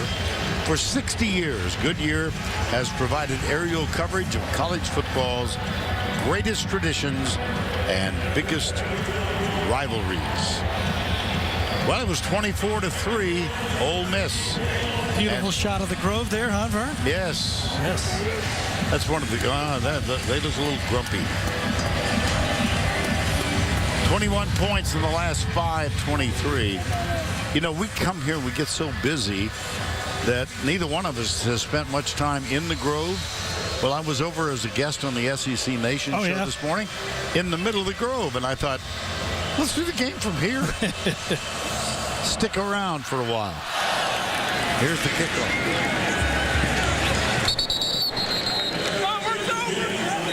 Well, Vern, Chad Kelly made a big mistake, but remember a year ago against Alabama, he was 12 for 19 for over 300 yards and 3 touchdowns. Now, there was a fluky one there, you know, and then the RPO play where he rolls out, that could have been called a penalty, but it wasn't. And he's going to have a big-time half. He's the guy. They don't have anything else. They need to go back to the basics and pretend that this is the first drive of the game the way they opened the game. And they did so on a 7-play, 75-yard drive. And touchdown. They had a 7-0 lead on the opening sequence. Kelly's nailed. Sean Dion Hamilton. Well, I tell you, one of those delayed blitzes right in the middle. He waits a step, sees the offensive line turn, and gets a free run. Alabama is so much more built to handle a no-huddle offense. Their linebackers are smaller. Their defensive ends run better. Their safeties are more like corners. They almost yawn when these people try to go fast. Kelly flips it out to Akeem Judd, number 21. And it is going to be 3rd and long. Well, let's take a look at what's happened in the second halves for both teams. Alabama plus 46. That's 4th in the NCAA. Ole Miss minus 22. And we just began the second half here. 3rd and 18. 4-man rush. Here they come. Kelly lets it go. Jonathan Allen got there first. Well, when Alabama knows it's a sure passing situation, the Ole Miss line cannot handle them. Between the elite rushers of Tim Williams, Ryan Anderson, and Jonathan Allen, and throw into the delayed blitz every once in a while, they can't handle them.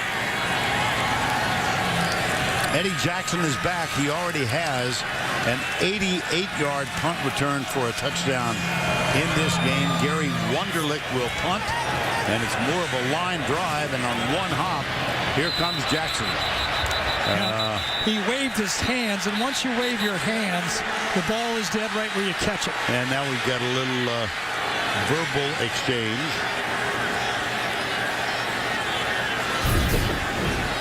Watch Jackson wave his hands, and then when he catches it, it's dead right there.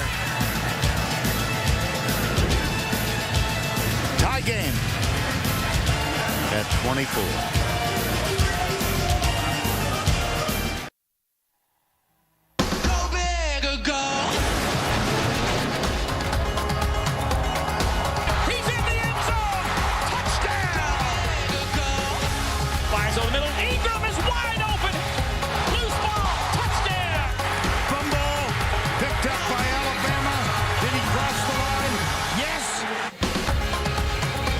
Other than that, just your average SEC encounter. One of the regular members of our crew is missing today. Chuck Gardner, who's been my statistician for more than 20 years, basketball and football, not feeling the best. Talked to him yesterday. He's going to be just fine, but he took the weekend off. And Brian Taylor, another old friend, has taken his place to join Butch Baird and David Moulton and Gary and me in a very, very closely guarded front of the booth. It's not one of the bigger booths in the SEC. Well, fitting in there, and they finally fit one into O.J. Howard right at the nick of time. Scholar Athlete presented by Quicken Loans. How about this?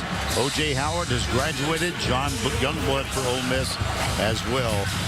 Quicken Loans' commitment to the investment of our future is shown today by donating $1,000 to Alabama and Ole Miss General Scholarship Fund.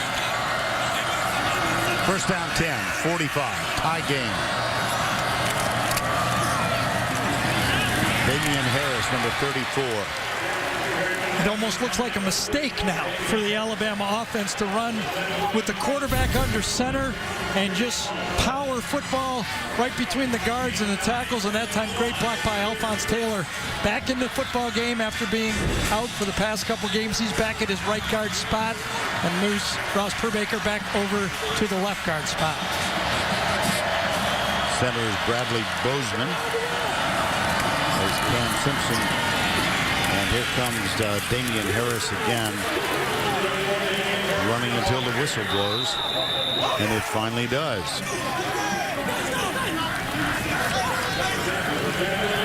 Harris now with 8 carries for 40 yards. The leading rusher is Hurts, Jalen Hurts, 11 for 65. Vern, let me give you a little good news, bad news. Okay. Alabama is now rushed in this game for 140 yards. Since 2008, Nick Saban is 81-4 when they rush for 140 yards or more. 2 losses, Auburn and Ohio State in that game. The other 2, Ole Miss, the last 2 years. How about that? Hurts can't get away from the second tackle. That's DeMarcus Gates, number 3. So it's a little good news, bad news. 81-4, but 2 of the 4 losses were to these guys.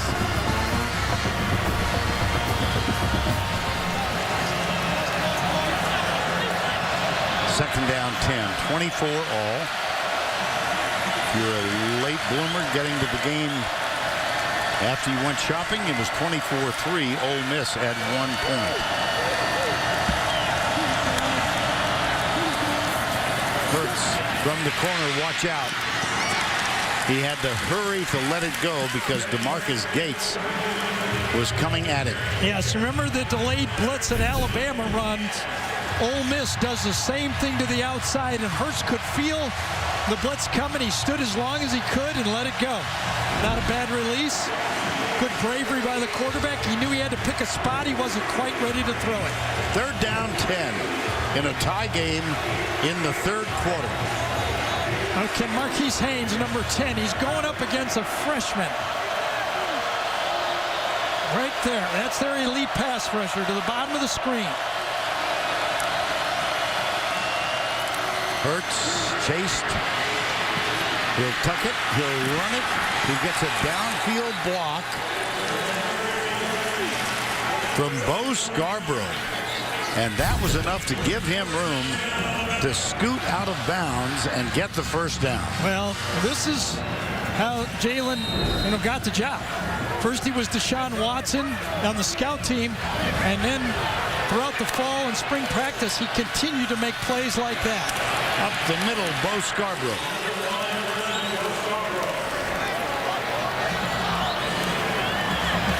He was, in his earlier days at Alabama, a man of enormous promise that hasn't quite blossomed the way he or they envisioned it.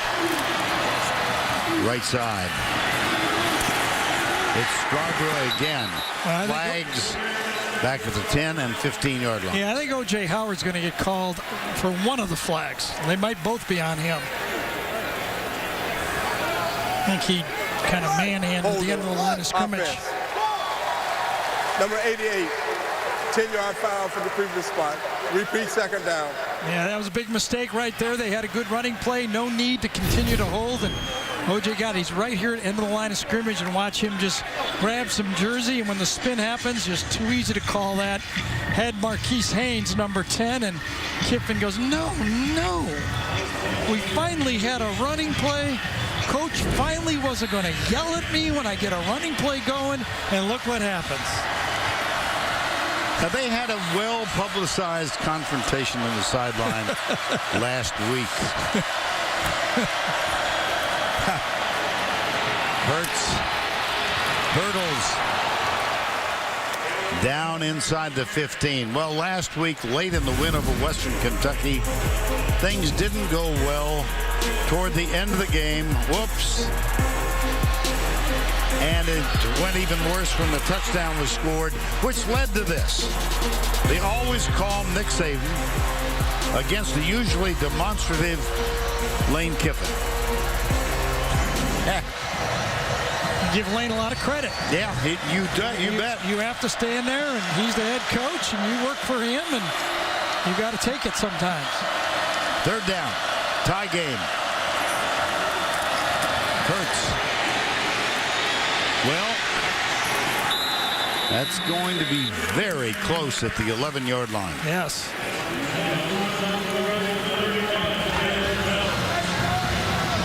Well, it's such a different football team. So I think it's going to be short. Hurts has now carried the ball, 15 or 16 times? 15. And thrown the ball close to 30? Yep. 28. Holy cow. Yeah. True freshman. Yeah, and that's one of the reasons I think Bo Scarborough can't quite get the feel of the offense. He was brought in to be that downhill tailback, like an Ed Lacy type guy, and he's just not quite meshing with the new style. 30 yards for Adam Griffith to break the tie, which he has done, and Alabama leads for the first time in the game. 27-24. They have climbed back from a 24-3 hold.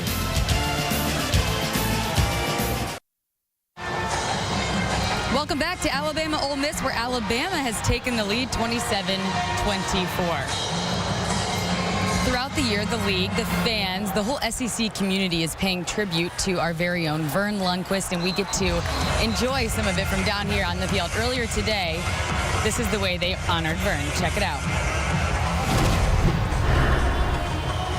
Ladies and gentlemen, let's hear a warm round of applause for Vern Lundquist, enjoying his final season calling SEC football games for CBS. Congratulations on a great career, Uncle Vern, and thank you. Vern, it was so great to see everyone rise to their feet and cheer for you. And yesterday, you received some gifts not only from head coach Hugh Freeze, but also a special guest, Archie Manning. Lucky you. Thank you, Arch. Oh, my. You know, Allie, thank you. It's awfully difficult to not get emotional when Archie Griffin. No, Archie Manning. Archie Manning. Archie Griffin, this is not Ohio That's State. how emotional it was. Like that's right. Well, that'll make a few highlight reels. Oh, my gosh. Yeah. Well, Archie. If we get Ohio State in the Sun Bowl, you're going to have to come just to do I'll Archie do it, Griffin, and I'll introduce Archie at the half. Oh, I can't believe I said that. Oh, dear. Well, it has been a wonderful first 3 weeks of the last season, and the reaction of the fans and people like Archie Manning and Hugh Freeze here. Back-to-back weeks, man. Steve Spurrier, Archie Manning. Yeah, pretty good. Yeah, look at this. Ole Miss only had 5 plays in the second half, one of them being a turnover for a touchdown, and these plays are starting to get out of hand. Alabama's had 15 in the second half, and now the defense will not hold up. Ole Miss has to make some first downs. Kelly. Evan Ingram? Maybe. Incomplete.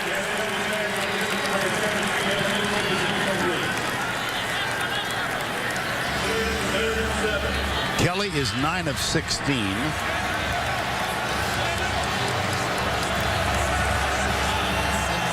Ole Miss 1 of 7 on third downs, and they've missed 6 in a row. Alabama shows an inclination to bring a bunch here. Yeah, I bet they don't. No? No, they don't have to. They might bring an extra guy, but why would you? They're getting to him with 4 and 1 extra. Good point by you. They should have blitzed. DeMarcus Lodge makes the catch for a first down. Yeah, the offensive line that time finally got a stalemate up front and gave Kelly an opportunity to step into a throw, and that time a matchup with Ronnie Harrison was a win. And on first down, they run of a left tackle. It's Eugene Brasley, number 23. Ole Miss substitutes and an injured player right here at the same play. Running back.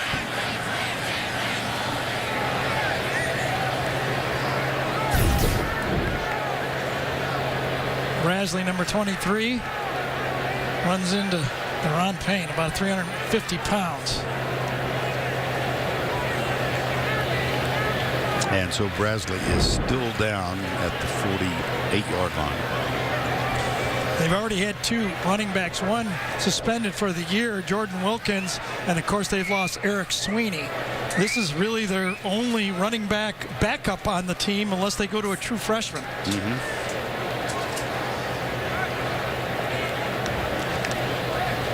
The true freshman is Devon Penniman. And, you know, let's assume then that it's not real bad news for Brasley. This is not the worst thing that could happen for Ole Miss. For their defense and everybody to catch a breath here. Nice little gesture of friendship. Little handshake. Yeah, it was the late hit by Harrison that really caught him.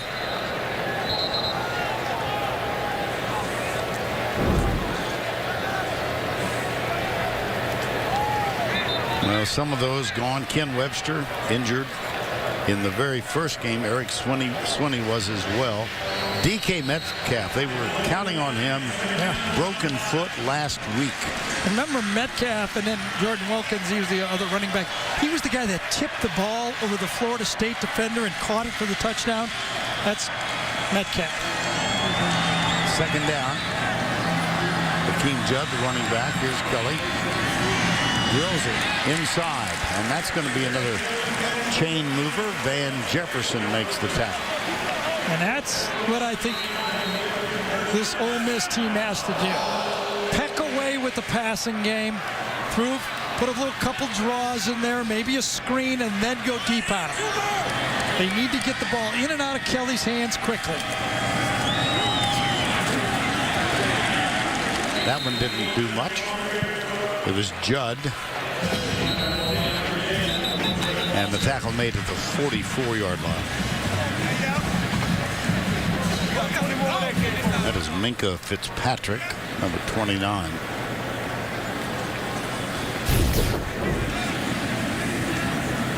Fitzpatrick takes on a block and then throws his body. Oh, his head. Did you see his head snap forward? Trying to make the tackle on Judd. His knee gets hit right there. And oh, it could be the second guy into the tent.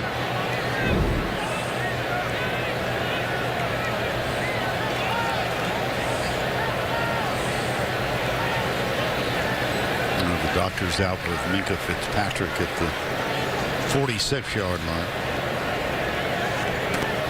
Sophomore from Old Bridge, New Jersey, who made a big impact for this team for his true freshman year.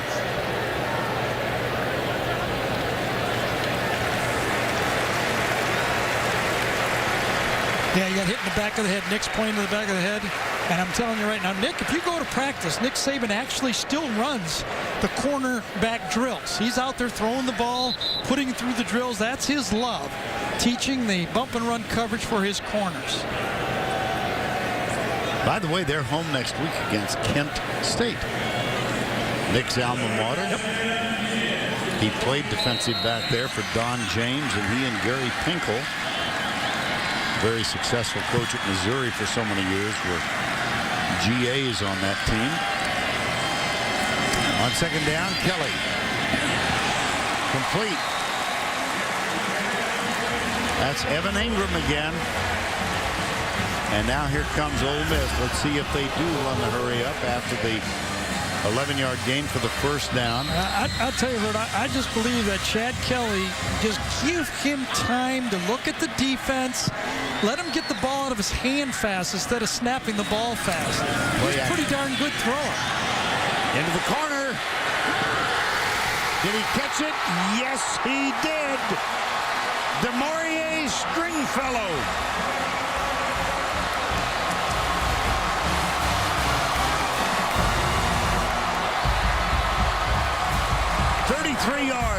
As we said, he's a pretty good thrower. Marlon Humphreys in coverage. The ball's put exactly on the target. His knee went down, but it looked like the ball was hitting the plane of the goal line.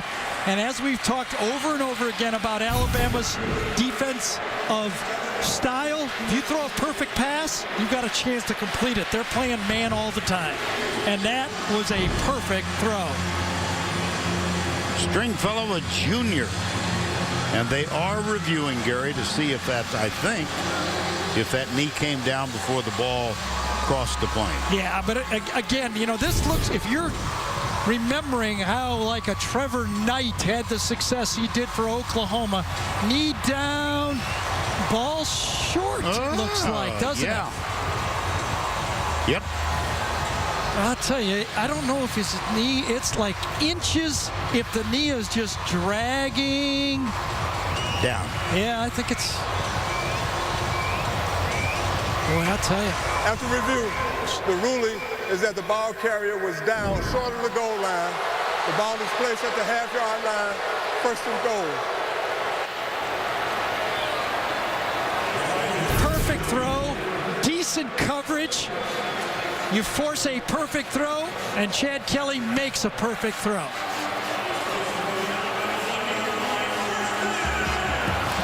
It is a first down just inches away from the goal line.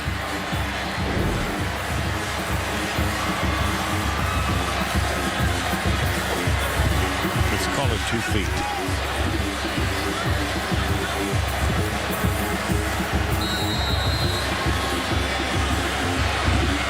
Got some horses in there.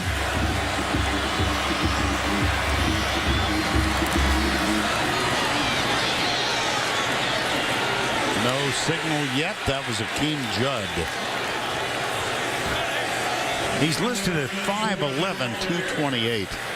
But he did have some help in that backfield, didn't he? I remember in last year's game watching it, they had when they're going to signal touchdown late. Or at least was the ball across the line? I think the reaction is to the replay on the Jumbotron. Right. Well, watch the Judd stretch out the ball before he falls down here. See, he stretches out the ball. I think you could make the argument that his knee wasn't down and it's a touchdown. Looks like they are going to take a look at it. The ruling on the field is that the ball carrier was down short of the goal line. The previous play is under further review. Now, as we've learned before, Vern, they have to see the knees and the ball here. He was ruled down. We still see his knees. That appears like the ball was across there and his knees were not down.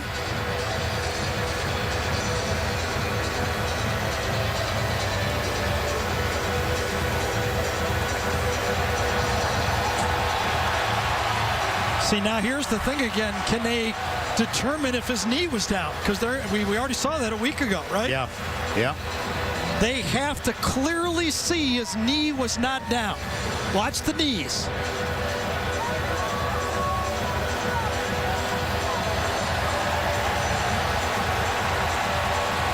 Well, we're going to find out. I could not clearly see the knees. They didn't look down to me. Again, the replay official is John Bible. I'm going to guess touchdown. What do you think? After review, the ruling on the field stands. Oh, same ruling. Oh. Same ruling as 2 weeks ago. Yes. Since it was ruled no touchdown, they could not conclusively say his knees weren't down. So they're more consistent than I was. And of course, I agreed with the replay official. There you go. You knew that.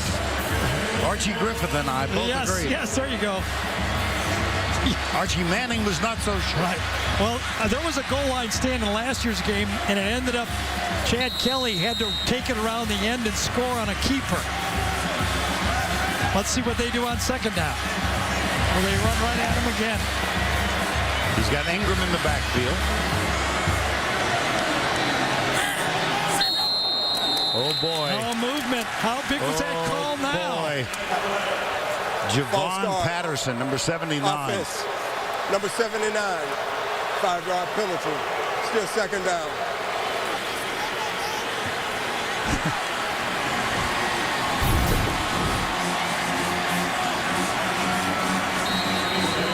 The corner of his eye, he saw the shift by the Alabama defender right here. That shift forced him to flinch on the play and caused the 5-yard loss.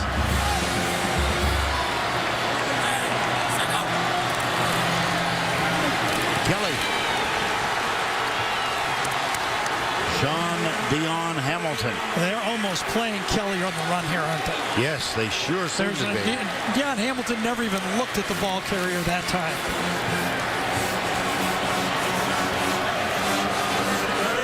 Third and goal. I can tell you a play that Ole Miss loves in this situation. If they could get the slot to Ingram, throwing the ball up and letting him have a jump ball. Kelly in trouble. Dodges the tackle, fakes it, bangs his way toward the goal line. And did the ball come loose? I don't know. They spun it. He spun in. No, it's a touchdown.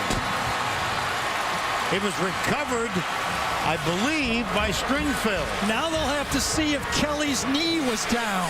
Touchdown. He's scrambling out, takes a hit, spins. Was he down and then the ball? I think the ball came out after he was down. This is going to be 4th and a yard. Yep. Once again, we agree. The previous play is under further review. The ruling on the field into the end zone. Kind of a day do you think John Bible's had? The previous play is under further review. He definitely fell on the ground. Ball's in, ball's in, ball's in. Now the ball comes out late. I would call that down.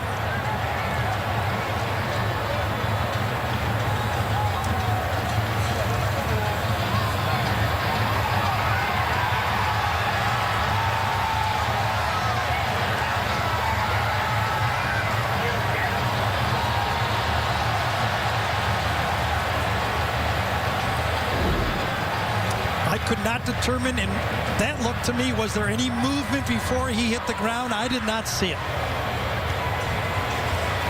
And then, Vern, what do you do if it's 4th down? Yeah. You tie it up? I think so.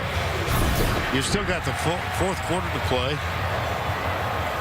He's got the ball. After review, the ruling is that the ball carrier was down at the 1 yard line. Yep. So how about that early call on the 1st down play?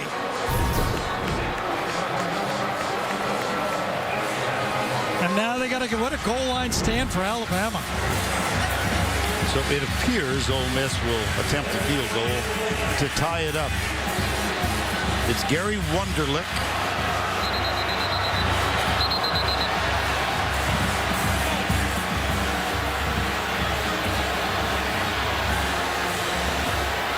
Alabama only has 10 men on the field. Now 11 just joined them. 4th and goal, Wunderlich for the tie.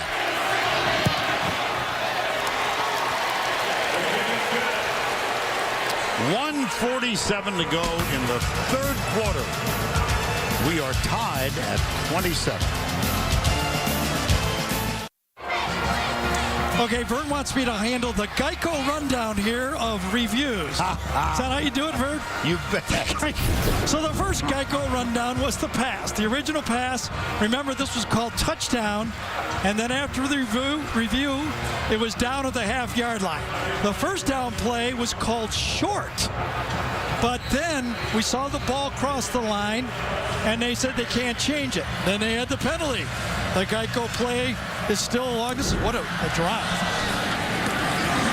And we got so much time here. We're going to do one more. The last play when Chad Kelly scrambles, gets down. It's called a touchdown on the field. But again, it's overturned. 4th and a half yard for a field goal. Our Geico plays of the game. Very well done. Now, I want you to do that again in the 4th quarter. And we'll have a deep voice guy. Have you ever had that many in a row? No, I've never seen anything like that. And I'm smiling because I saw John Bible, as I mentioned, and he said, I had 6 reviews last week at Vanderbilt. Yeah. Not that, you know, this is a little bigger than You know, when you review it, though, there were 3 replays, and they all fell in favor of Alabama. First down, 25-yard line, game tied, 1:47 to go, 3rd quarter. How about that, a little bit of trickeration? That's Damian Harris. They faked the reverse to Calvin Ridley. Boy, we've just been watching Alabama for so long, so many years right now. You'd see, you know, Ingram or Lacey or Henry just start to pound now, wouldn't you? Exactly. Same play. It sure was. Wow, look at this. Damian Harris on the loose, hangs on tight for the football, and he has scored.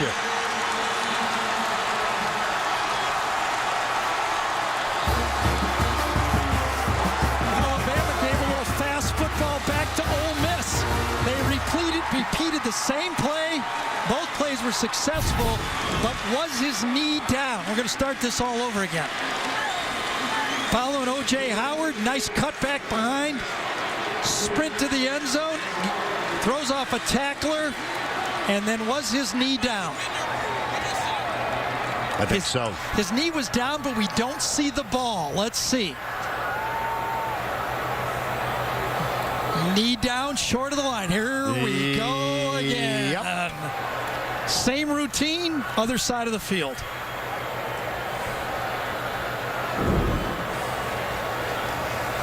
Well, that's either 68 and a touchdown or 67. Miles Hartsfield, the freshman. Great use of fast football there by Alabama. They ran the same play over again. Nothing real tricky about it. Ran the ball. Nobody had to read anything. Just lined up and attacked. After review, the ruling is that the ball carrier was down at the 1.5-yard line. First and goal, Alabama.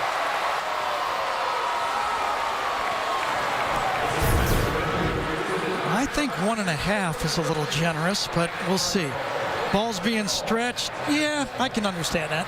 1.5-yard line seems fair to me, and I think Alabama will take it considering they got the last 3 on the other side. Yes. 1:06 to go. Third quarter. Tie game. A 67-yard run. Damian Harris now 10 carries for 114 yards.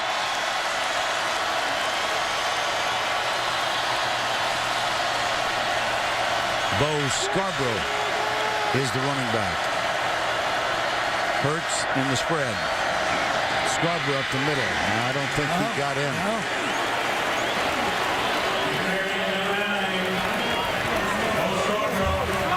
I have no remembrance of who it was against, but I do remember a couple years ago in a situation like this, Blake Sims ran a naked bootleg on a play similar to this. Let's see if they dial up something like that. I think it was against Ole Miss 2 years ago here. Yeah. Here's Hurts, quick snap. Got him. Dive, touchdown. Yep. Bo Scarborough jumps up and in for the touchdown.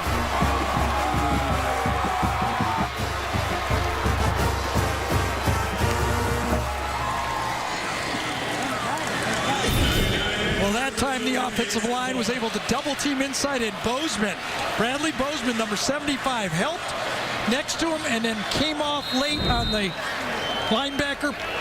Great job by Bozeman. Adam Griffith.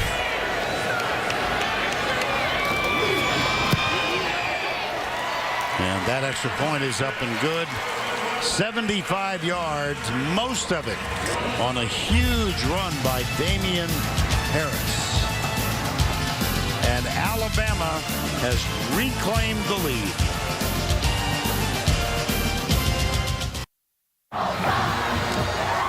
Bo Scarborough's 1-yard touchdown run, and Alabama has outscored Ole Miss 31-3. Coming up, the Napa play of the game, presented by Napa Auto Parts. We got to open up the phone lines and let you vote because we've got a variety of choices.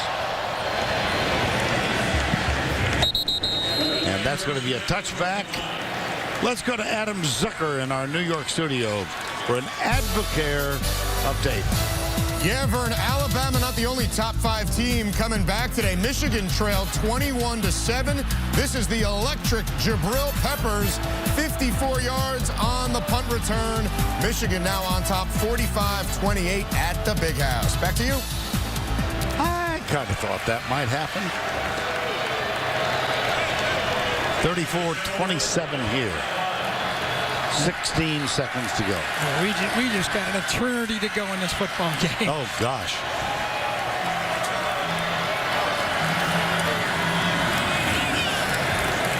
Eugene Brasley.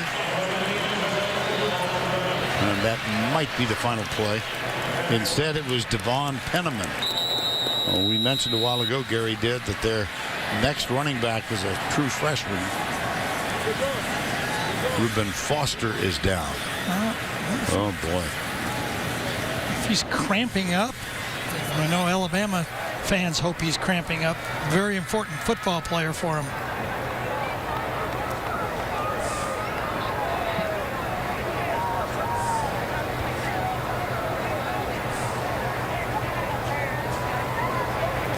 It does look like he's cramping a little bit.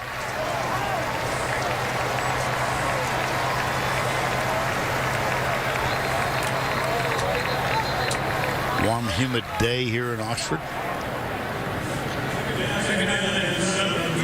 Hope that's all it is. Well, you said it. Second half again. It's been, could be a nightmare, but it looks to me like Chad Kelly is on the mark now. And we'll see what it's happens. time for our Geico game recap. We're going to tease you with a Geico game recap. And let you do it this time. No, I'm done. No, you're done. I'm done. Gary handles replays. I get the scores. That's the end of 3. Right back after this message and a word from your local station.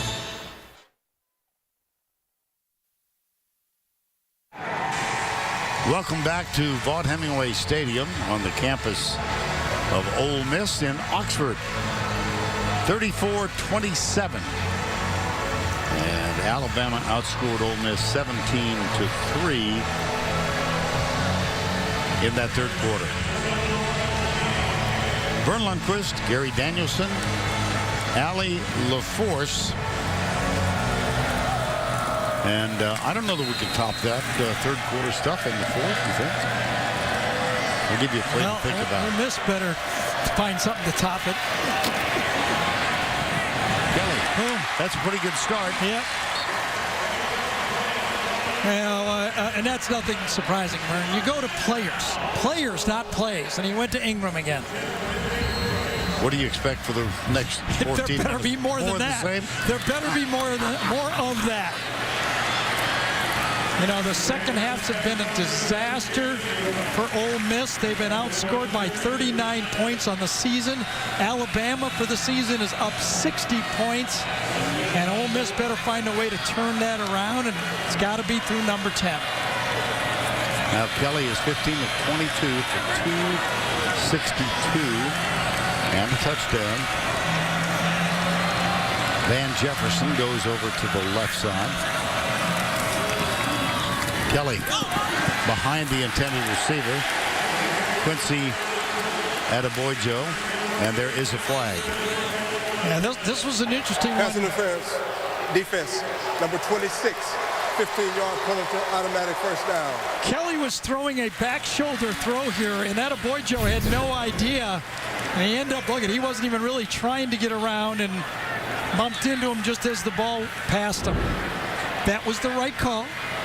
Would not allow him to get there, but there was a little miscommunication between Adebojo and Kelly, and 1st and 10.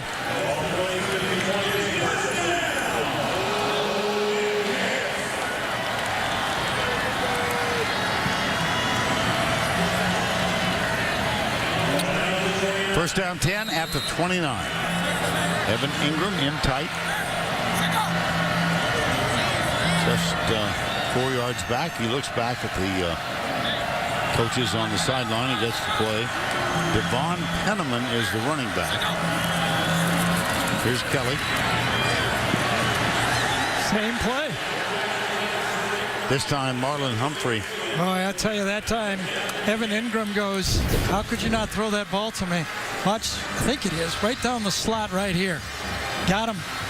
Look at how open he was. Yeah, a little frustration. And it's a matchup he likes. He's got the strong safety, Ronnie Harrison. Ronnie Harrison, good football player, but can't match up with Evan Ingram. They're going to blitz here. Ingram is top of the screen this time. Kelly comes up. This may be a change. Reuben Foster's back in the game. And Young goes behind Ingram. Kelly, rather. Vern, you were right. Once Ole Miss recognized the blitz, Jeremy Pruitt and Alabama called it off, and they did not have what they thought they wanted. Third down 10.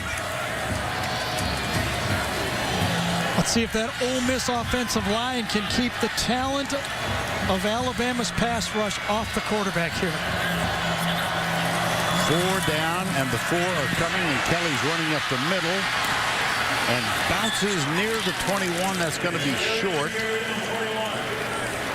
Reuben Foster, who was out with cramps for a while, makes the tackle this time. Yeah, big decision here for Hugh Freeze. Should he go for it on 4th down or attempt the field goal?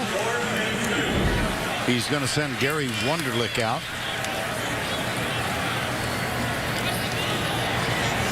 The way they couldn't make it near the goal line, I don't blame them.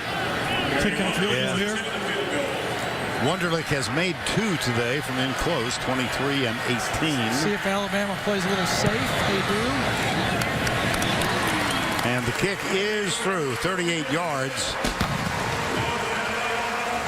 So the margin is cut to 4. 34-30, 13-17 remaining.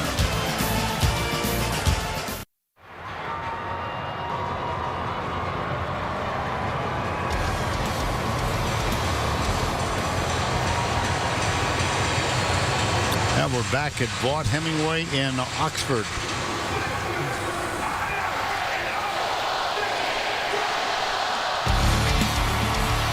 And now it's time for our Geico game recap. Ole Miss scored first on its opening drive of the game. It was Akeem Judd in from 23. Ole Miss up 7-0. Evan Ingram on a 63-yard touchdown after a couple of field goals by either team. That made it 17-3. And here was a fumble return for a touchdown. John Youngblood wearing number 38. There was a flag that was thrown behind it. And then Calvin Ridley on the sweep as Alabama scored 2 touchdowns in 1:05. 24-17, and then one of the backbreakers, Eddie Jackson, 2 flags on the play, both on Ole Miss. That went for 88 yards. Payne fumble, return for a touchdown, 24-all. Here's the first Alabama lead, Adam Griffith. And then Ole Miss was stopped 3 times at the goal line with reviews. That was 1. Here was 2, as it was ruled that Kelly had fumbled into the end zone. And then Payne with a 3-yard fumble return. 24-24. And right now, it's a 4-point game. Trayvon Diggs.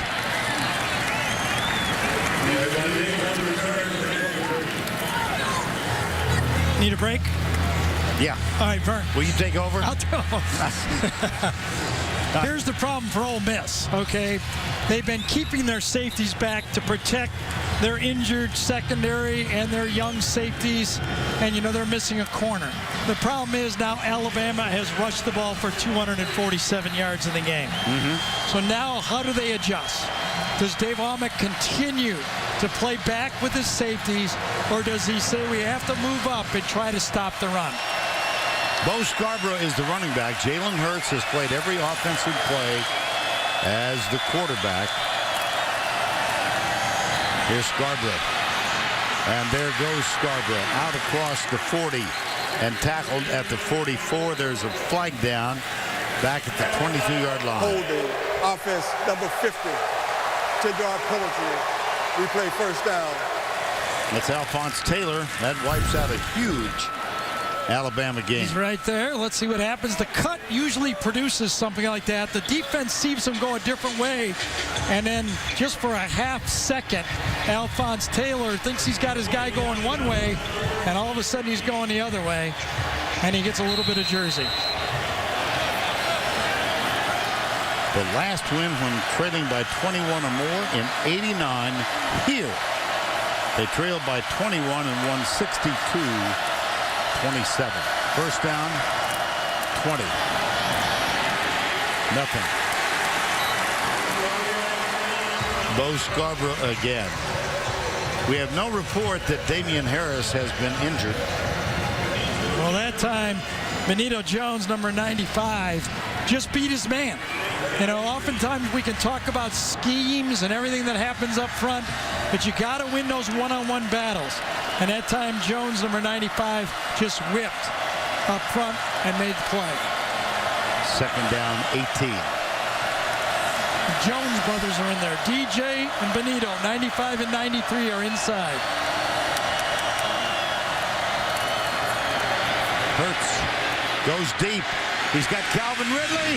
Wow. Ridley had to turn around in mid-stride because the ball was thrown over his outside shoulder. That is a gain of 42. Remember when I said 80% of the team for Alabama is either a 4-star or 5-star. Calvin Ridley's a 5-star. That's what 5 stars can do. You can't teach that. You don't coach that. Somebody has the ability to do that or they don't. Hurts. Incomplete. Gary Dieter couldn't hang on. What a play. Some people just, when they turn, they just lose control of their body. And that time Ridley made the turn, and just his athletic skill makes the catch. O.J. Howard has a couple of catches. Ridley comes to the near side. Again, Ardarius Stewart, the other wide receiver, injured. And you know who else hasn't been out there? Robert Foster. Haven't seen him much at all in this game. 2 of the top 3 receivers are not in the game. Nothing.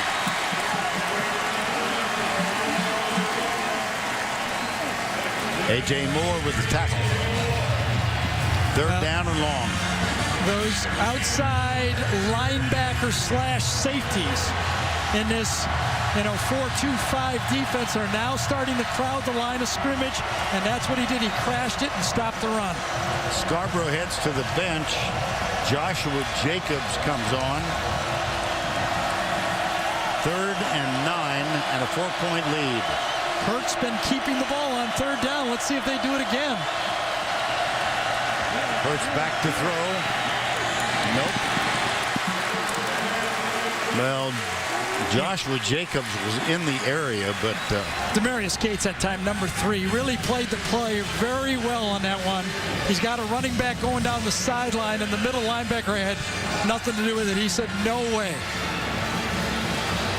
This would have been a 56 or a 57-yarder for Adam Griffith. You're never going to let him free. You won't let him do it. No, I can't get him out of my mind. Let's see if we can get a pooch punt for Alabama, or if Ole Miss can get this ball and get it into good field position. What's going to happen? There's Scott. Way up in the air. Not a great punt. But the fair catch. Yeah, I think both sides will take that. That could have been a lot worse. 34-30, 1 tick under 11 minutes remaining. We've got something happening here in Oxford.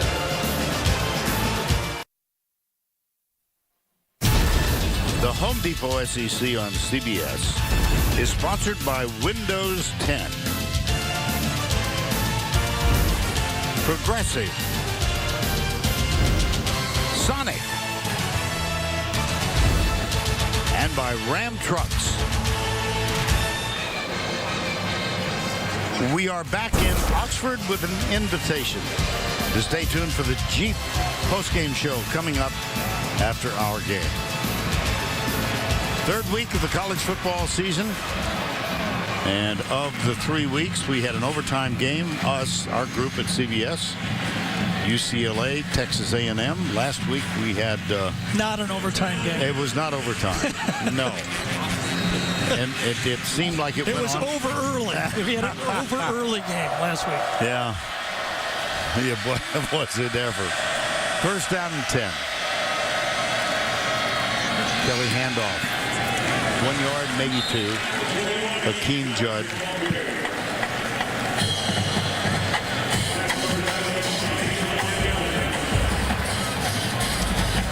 Well, I know it's 21-3, right, Vern? I mean, it seems bad, but if you freeze, would you take Chad Kelly on the field with 10 minutes to go and only down 4 points? Absolutely. Right? You just can't, Man, great defense that time. Sure was. Marlon Humphrey, number 26. It's been back shoulder throw, and another one. And, you got me once. You got me on a penalty, but I'm going to fight you on this one. Perfect defense. 3rd down, 9.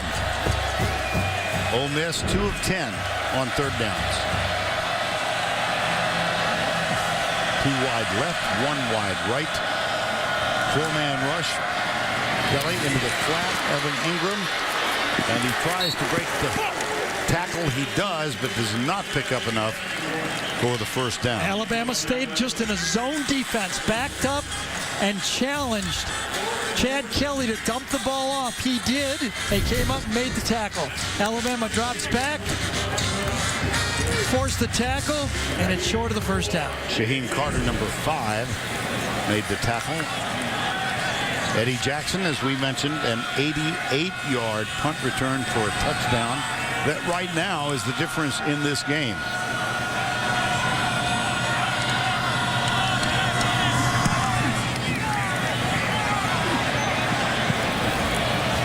Jackson, one hop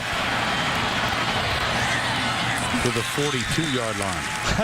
I was glad I didn't say anything, because when the number 5 made the tackle, as you said, Cyrus Jones had been there so long. I was going to say, Cyrus, what do you mean?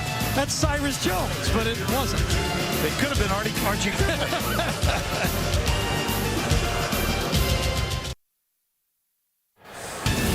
Next Saturday on CBS Sports, our group will be in Knoxville, a significant Eastern Conference playoff between Florida and Tennessee. It all begins with college football today, the Auto Trader College Football Today show next Saturday at 3 o'clock. Well, we keep seeming to speak of streaks. Florida's won the last 11 over Tennessee. Tennessee struggled today, but they did manage to outlast the Ohio University Bobcats, Allie LaForce's alma mater. And Florida's at home against North Texas tonight. There's Foster being taken off.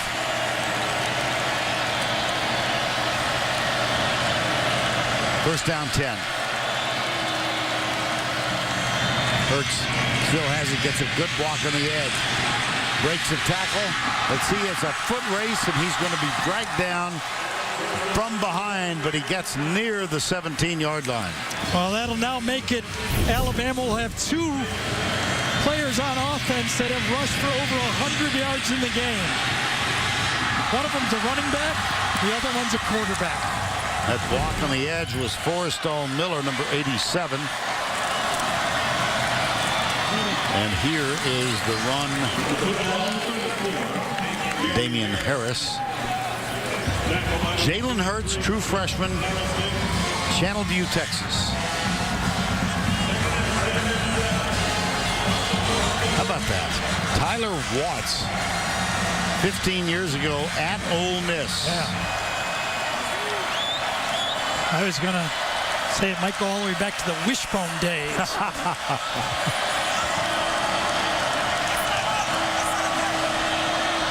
Here's Harris getting into the backfield. I wonder, now he gets set on the far side. Play clock at 3. Yeah, this was a quarterback run all the way. Yes, it was. Looks for a block on the corner. Gets around and out of bounds at the 5-yard line. Well, you know, everybody thinks, you know, of Nick Saban as, you know, being a little bit hard-headed about the way he coaches his football team, but he has definitely adjusted.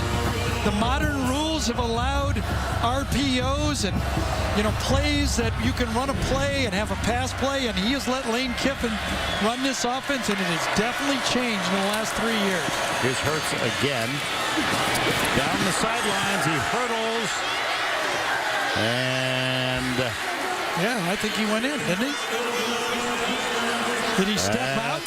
The only possibility is if he stepped out. Yeah. Ruling on the field is that the ball carrier was out of bounds at the 1.5-yard line.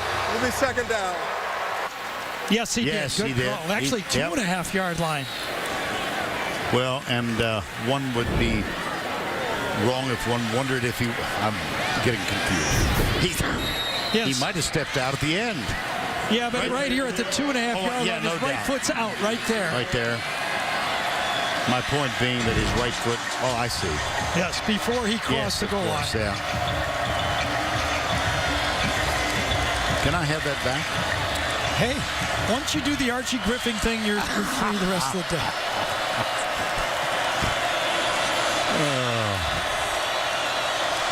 Damian Harris is the running back. They give it to Harris. And he is in for the touchdown for the Crimson Tide of Alabama.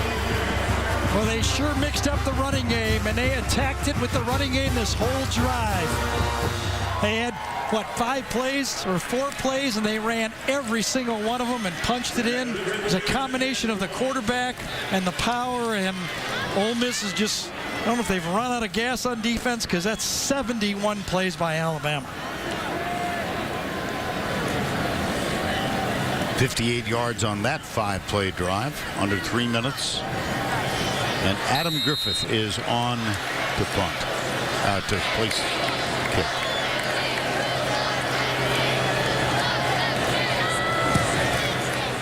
Up and good.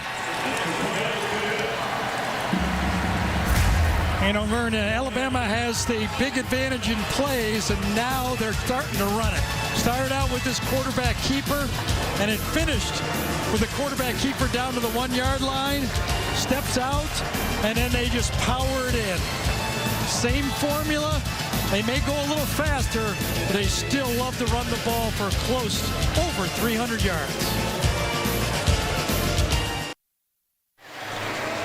Tonight on CBS begins with NCIS Los Angeles, followed by back-to-back editions of 48 Hours tonight, only CBS.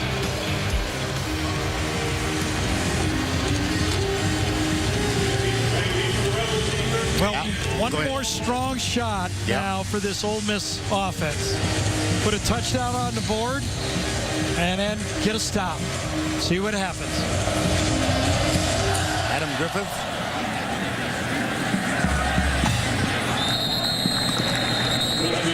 And let's go down to Allie LaForce. Hey, Vern, Reuben Foster for Alabama will not be returning. He was carted off the field. He originally came off the field with cramping issues. They worked on him in the tent. They let him go out for 1 play, but he had to come back in and get worked on for another good 10 minutes before they decided to finally cart him off. Okay, Allie, thank you. First down 10, 7.5 plus 3 seconds remaining.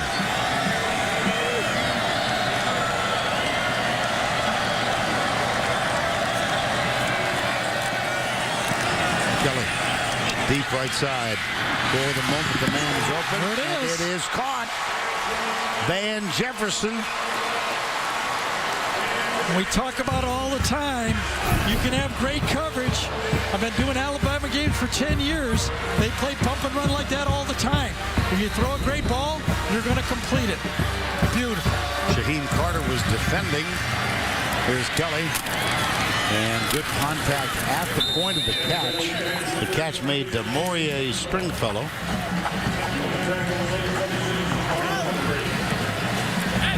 .41-30, 7:05 to go.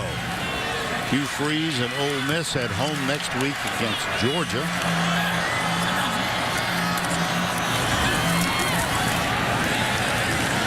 Team Judd with the tackle at the 21 with a carry.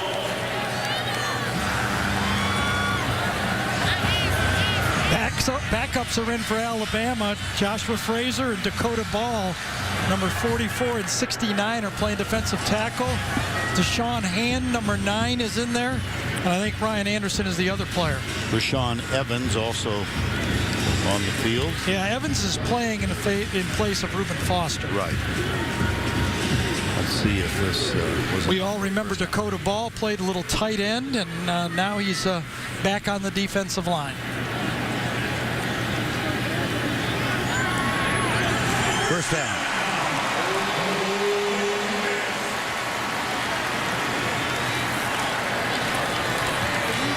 There is someone on a PA somewhere in the building. Each time Ole Miss gets a first down, we get first down. And it reminds me of Red Cashin, the old NFL referee, a wonderful man. Yeah, I don't know who's running that stuff. It's on the field somewhere. Hakeem Judd with the carry. Alabama smartly used the measurement to get in some fresh players.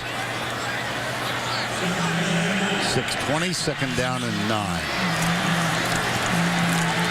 Kelly will have to run. He breaks the first contact, and then he is banged down by Rashawn Evans.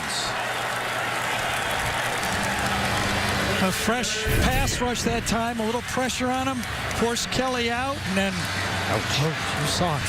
Ooh. Third down 9. Under 6 to go. And a 41-30 game. And 11 points. Field goal means something in this game. Kelly intercepted. Short throw picked off by Jonathan Allen. Now he's got a convoy helping him. Turn around, Alabama. Turn around. Yeah, he never turned around, but he does score. His blockers never turned around to help him. They were all celebrating and seeing if they could clean up for him, but it doesn't gonna matter. It's still a touchdown. 75-yard return. I believe it was Quincy Adebojo who did not quit on this play and chased him down, almost got him from behind. Yeah, a little bit of a delayed rush that time. The ball pops loose and ends up, I think Christian Miller is the guy that might have forced it. But look at good hustle from behind, and now one of the Alabama players looks to see if they can help him. No, they were celebrating. And now the extra point from Adam Griffith.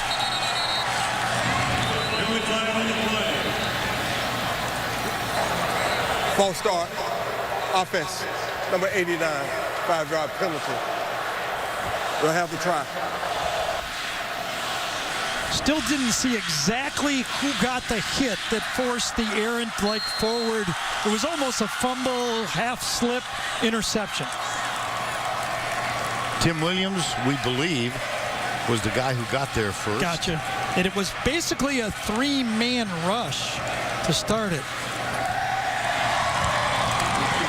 Might have been Tomlinson. Yeah, I thought it was either 54, and I know 47 was right there, Christian Miller.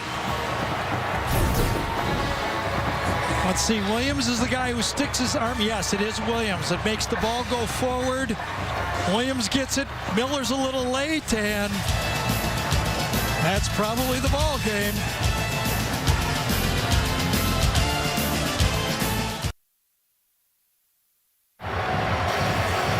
Well, sometimes you need a little oxygen. You run that hard and that far, and you get the touchdown, which is a defensive lineman's dream. And here is the kick return.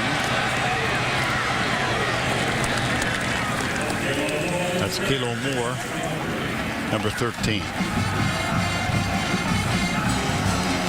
31-6 in the second half.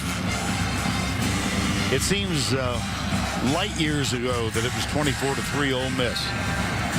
And we've still got 5.5 to go in this game. I'm not going to say it. When they ran that, remember Ole Miss gets the sack for the touchdown? Yeah. What did they have then? You mean, what was the score? No. Oh. They had all the momentum, and it just went downhill since then. Now that's all I got. That's all I got. That is really an inside story. That really, you got me on that one. Old Mo changed jerseys on that play. To quote some of my colleagues in this business.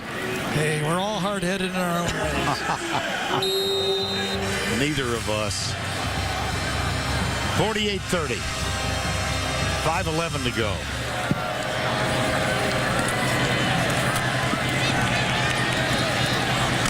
Let me just clarify for some of you who don't understand that. Gary, my partner of 11 years, is not a big believer in momentum. No, it's not a big believer. I'm not any believer. Not at all. But I gotta say, Vern's nice because he could do it. He could say, I got all the momentum, but he's very nice. Eddie Jackson, who has an 88-yard punt return for a touchdown, is limping off.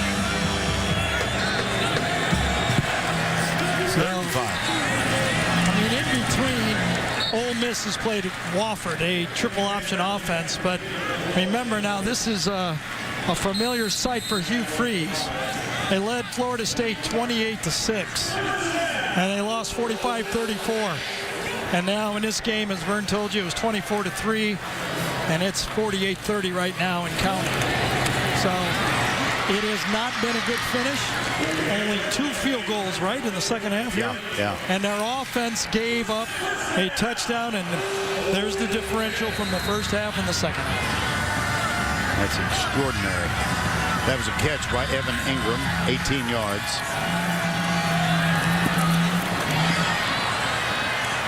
A.J. Brown.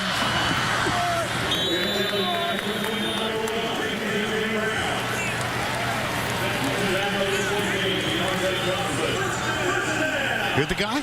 First down. First down, there you go. That's Red Cash. And Vern, when we do Alabama all the time, what do they get a lot of touchdowns? What are they called? Knots? Remember? Yeah. They get a lot of knots. Yeah. They got 3 of them today. They got a punt return, not offensive touchdown. They've got a sack fumble, not offensive touchdown. And they've got an interception, not offense touchdown. 21 points from their defense. You are really into acronyms today. Touche. Let's go back to New York.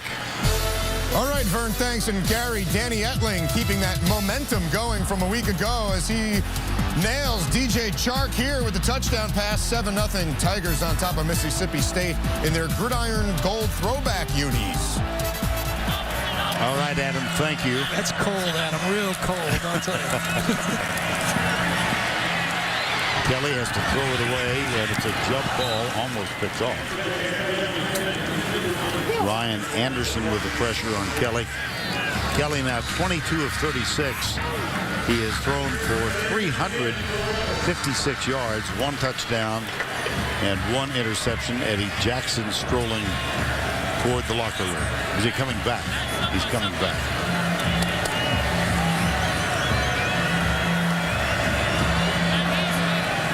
Alabama was able to substitute their entire defensive line.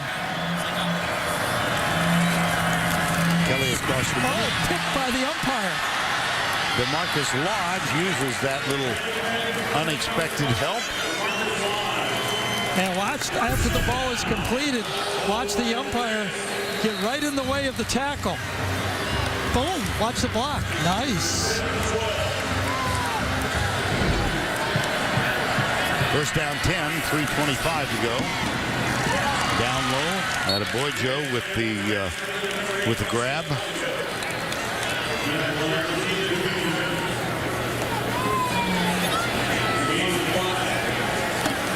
.310 remaining. Got him in the slot, Ingram right here. Intended for attaboy Joe, incomplete. Hootie Jones defended.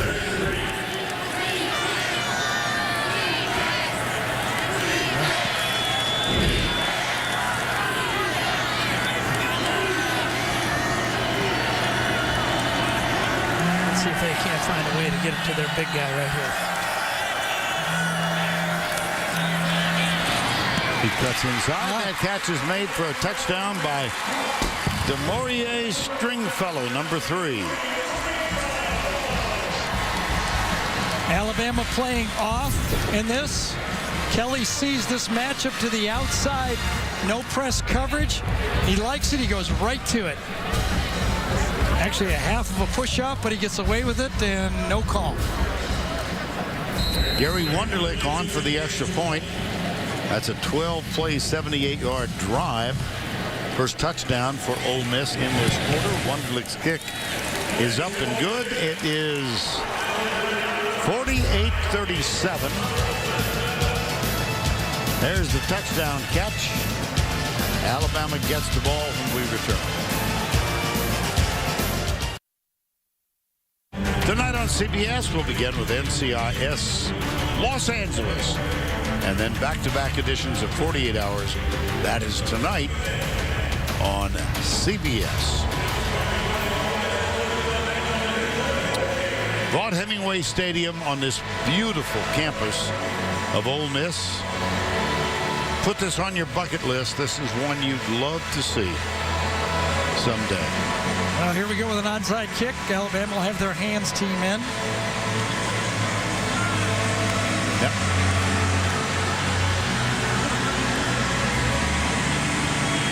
among whom will be Calvin Ridley.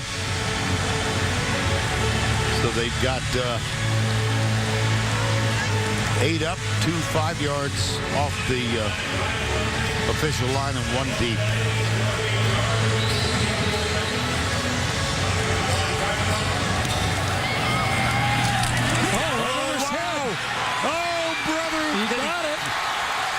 Yes. Ole Miss has the football. Football game now. Football game. Ridley misjudged it. Took one more bounce. Misjudged the bounce. Watch this. He moves up on it, and then it goes right over his head. He crept up, and now all of a sudden, got to get a stop. And Van Jefferson is the second Ole Miss player who had a chance at it, and he came up with it. Yep, second hop went right over his head.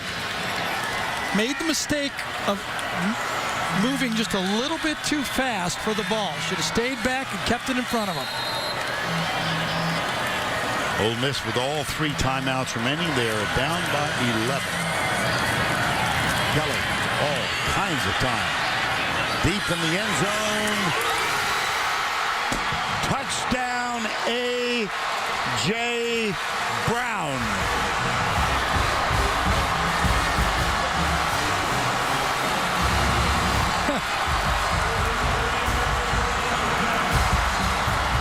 Gonna have to go for 2 here, right? Yes. Sure will.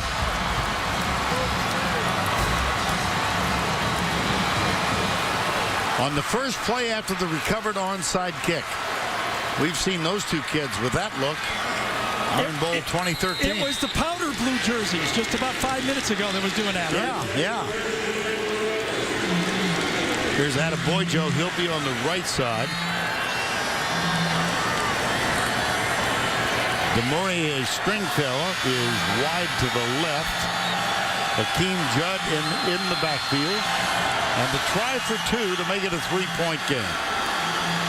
Oh, my goodness. Oh, my heavens. Kelly.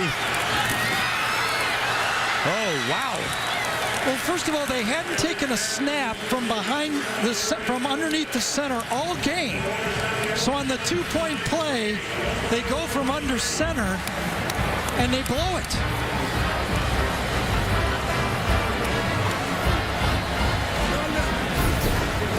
Started with the onside kick. 1 bounce, 2 bounces over his head. Misjudged by Calvin Ridley, recovered by Jefferson. First play. All they're going to do is just run straight down the field and throw a jump ball. They go, my guy, A.J. Brown, is going to be your guy. And on this one, he does. And then the 2-point play must have been tricky, and too tricky because Ole Miss blows it. And then it was almost caught, almost retrieved by Van Jefferson. So now they're going to have to get another onside kick. And of course, as Vern just told you, they still do have 3 timeouts left. 48-43, 2:51 remaining. I mean, they could kick this deep now with 3 timeouts.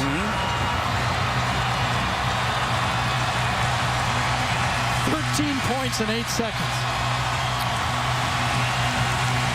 Taylor Diggs is a shooting, Gary. Yeah, I think they're going to kick it deep. Diggs is the deep man, and he is at the 12-yard line. So essentially the same formation, 8 up front, 2 10 yards back. Well, there's a lot of space behind number 17. Yep. And Diggs has to cover like 53 yards if it's pooched. Oh, they just kick it out of the end zone. Hey, get a stop and you're going to get the ball back.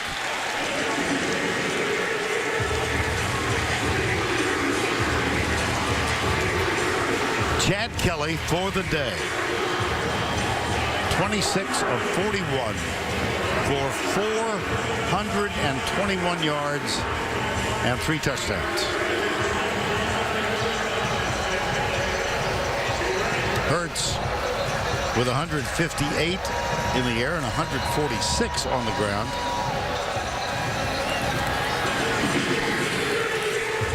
Well, just a series and a half ago, Alabama was conceding completions to Ole Miss.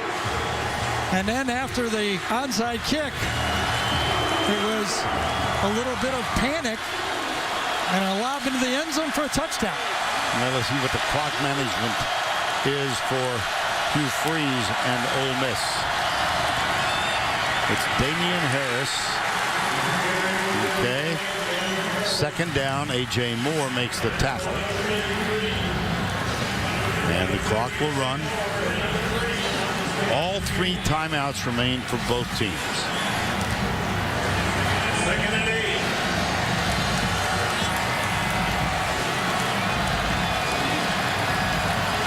Alabama will snap that ball under 5 seconds on this play clock right here. They'll take the whole 35 out of 40 seconds.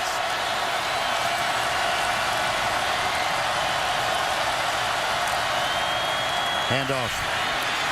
Harris got it, first down. Huge. Man, how about that blocking for Alabama's offensive line? They go on balance to the right, and they produce a first down when they had to run the ball. Down, down, great cut by Harris, powering out and make a first down. And timeout is called by Ole Miss. That's their first. 2 remaining. 48-43.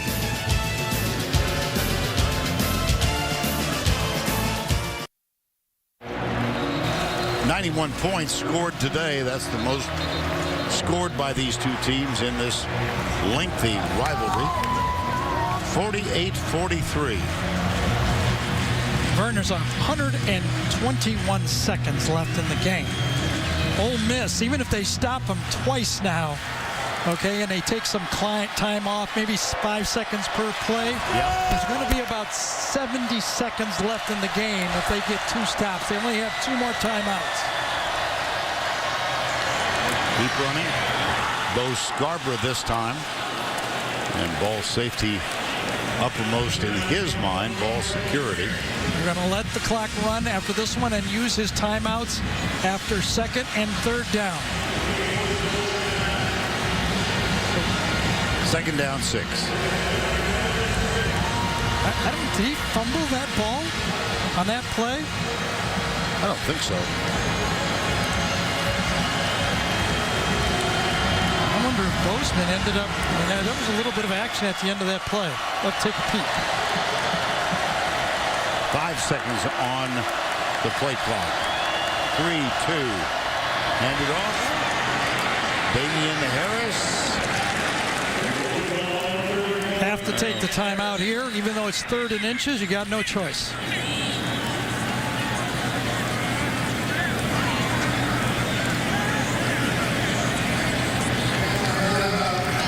I think Bozeman got this ball, and it was fumbled.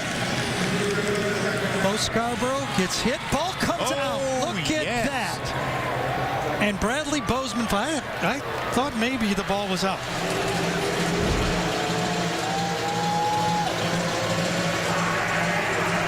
How about that? First down play, coughed up, and Bozeman gets on it. Top 10 today, Alabama leading. Florida State, that's the shocker, 63-20. Ohio State plays tonight. Michigan won. Clemson won big. Houston won the other night. Stanford, USC tonight. Washington, Wisconsin, and Louisville. 48-43, 1:08 to go.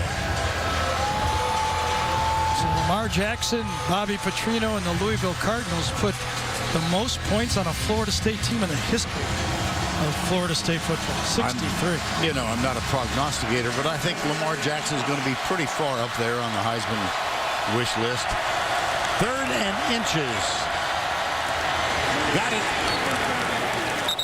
Well, it was almost a nightmare finish for Alabama when maybe all of us thought the game was over after the interception. The first down play of this last drive, when the ball pops out free, could would have been a disaster. Yeah, thinking back, I said ball security uppermost here. Yeah, it is out. And you saw it, I didn't. That ball came loose. And cleanly loose. Remember, this was after first down. Hugh Freeze was keeping the ball. If we can get one more look at that first down play, because Ole Miss could have got the ball back.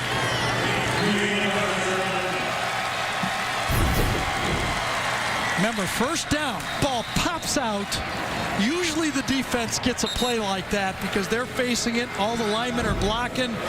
But Bradley Bozeman, along with some good blocks, might have had the play of the game for Alabama. Ole Miss uses its final timeout. 48-43.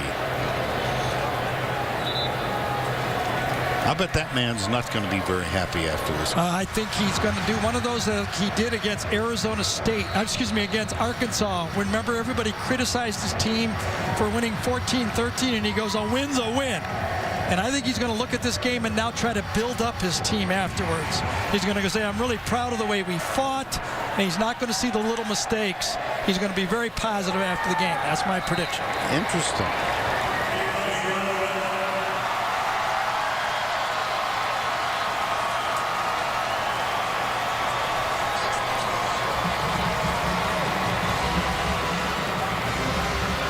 Well, sharp-eyed Gary saw this happen.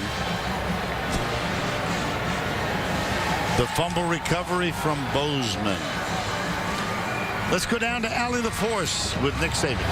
Coach, the last time we were here, it was the Ole Miss fans rushing the field. The field belongs to Alabama, and it belongs to you today. How were you able to turn this around? Well, you know, it was an unbelievable game, a hell of a game. You got to give both teams a lot of credit. I mean, we were down 24-3 and came back and got ahead by 18 points, and they came back in the game and got back in it with an onside kick and a 61-yard touchdown pass. So it's a great game, great competition. You got to put your hat off to our guys for keep competing in the game for 60 minutes, and I'm just really proud of our team. Your team scored in every way. This guy contributed to one of them, defense, offense, special teams. How impressive was the full effort from everyone today? Well, we needed it, obviously, because we're 5 points better than them, and certainly didn't play our best game by any stretch of the imagination, but we made a lot of plays, and you got to really take your hat off to the way our players competed in the game for 60 minutes in the game. Coach, congratulations. Enjoy this win. Thank you. Guys, well... And now it's time for the Napa play of the game. It's presented by Napa Auto Parts. We waited until the end. And here, Gary, is what we've chosen as the play of the game. Yeah, you have all those scores, all those big plays, all those touchdowns. And our play of the game is a recovered fumble by the center. And that's how big it goes. I think Alabama was reeling. I think if Chad Kelly would have come out there one more time, it might have been over. I'm really glad we don't have to do the Geico game recap right now. 48-43 the final. NCIS Los Angeles and back-to-back episodes of 48 Hours. Alabama remains undefeated. Do they remain the #1 team in the country? For Gary Danielson and Allie LaForce, I'm Vern Lundquist saying so long from Oxford. The final score, Crimson Tide 48, Rebels 43. The Jeep postgame show is up next after these messages.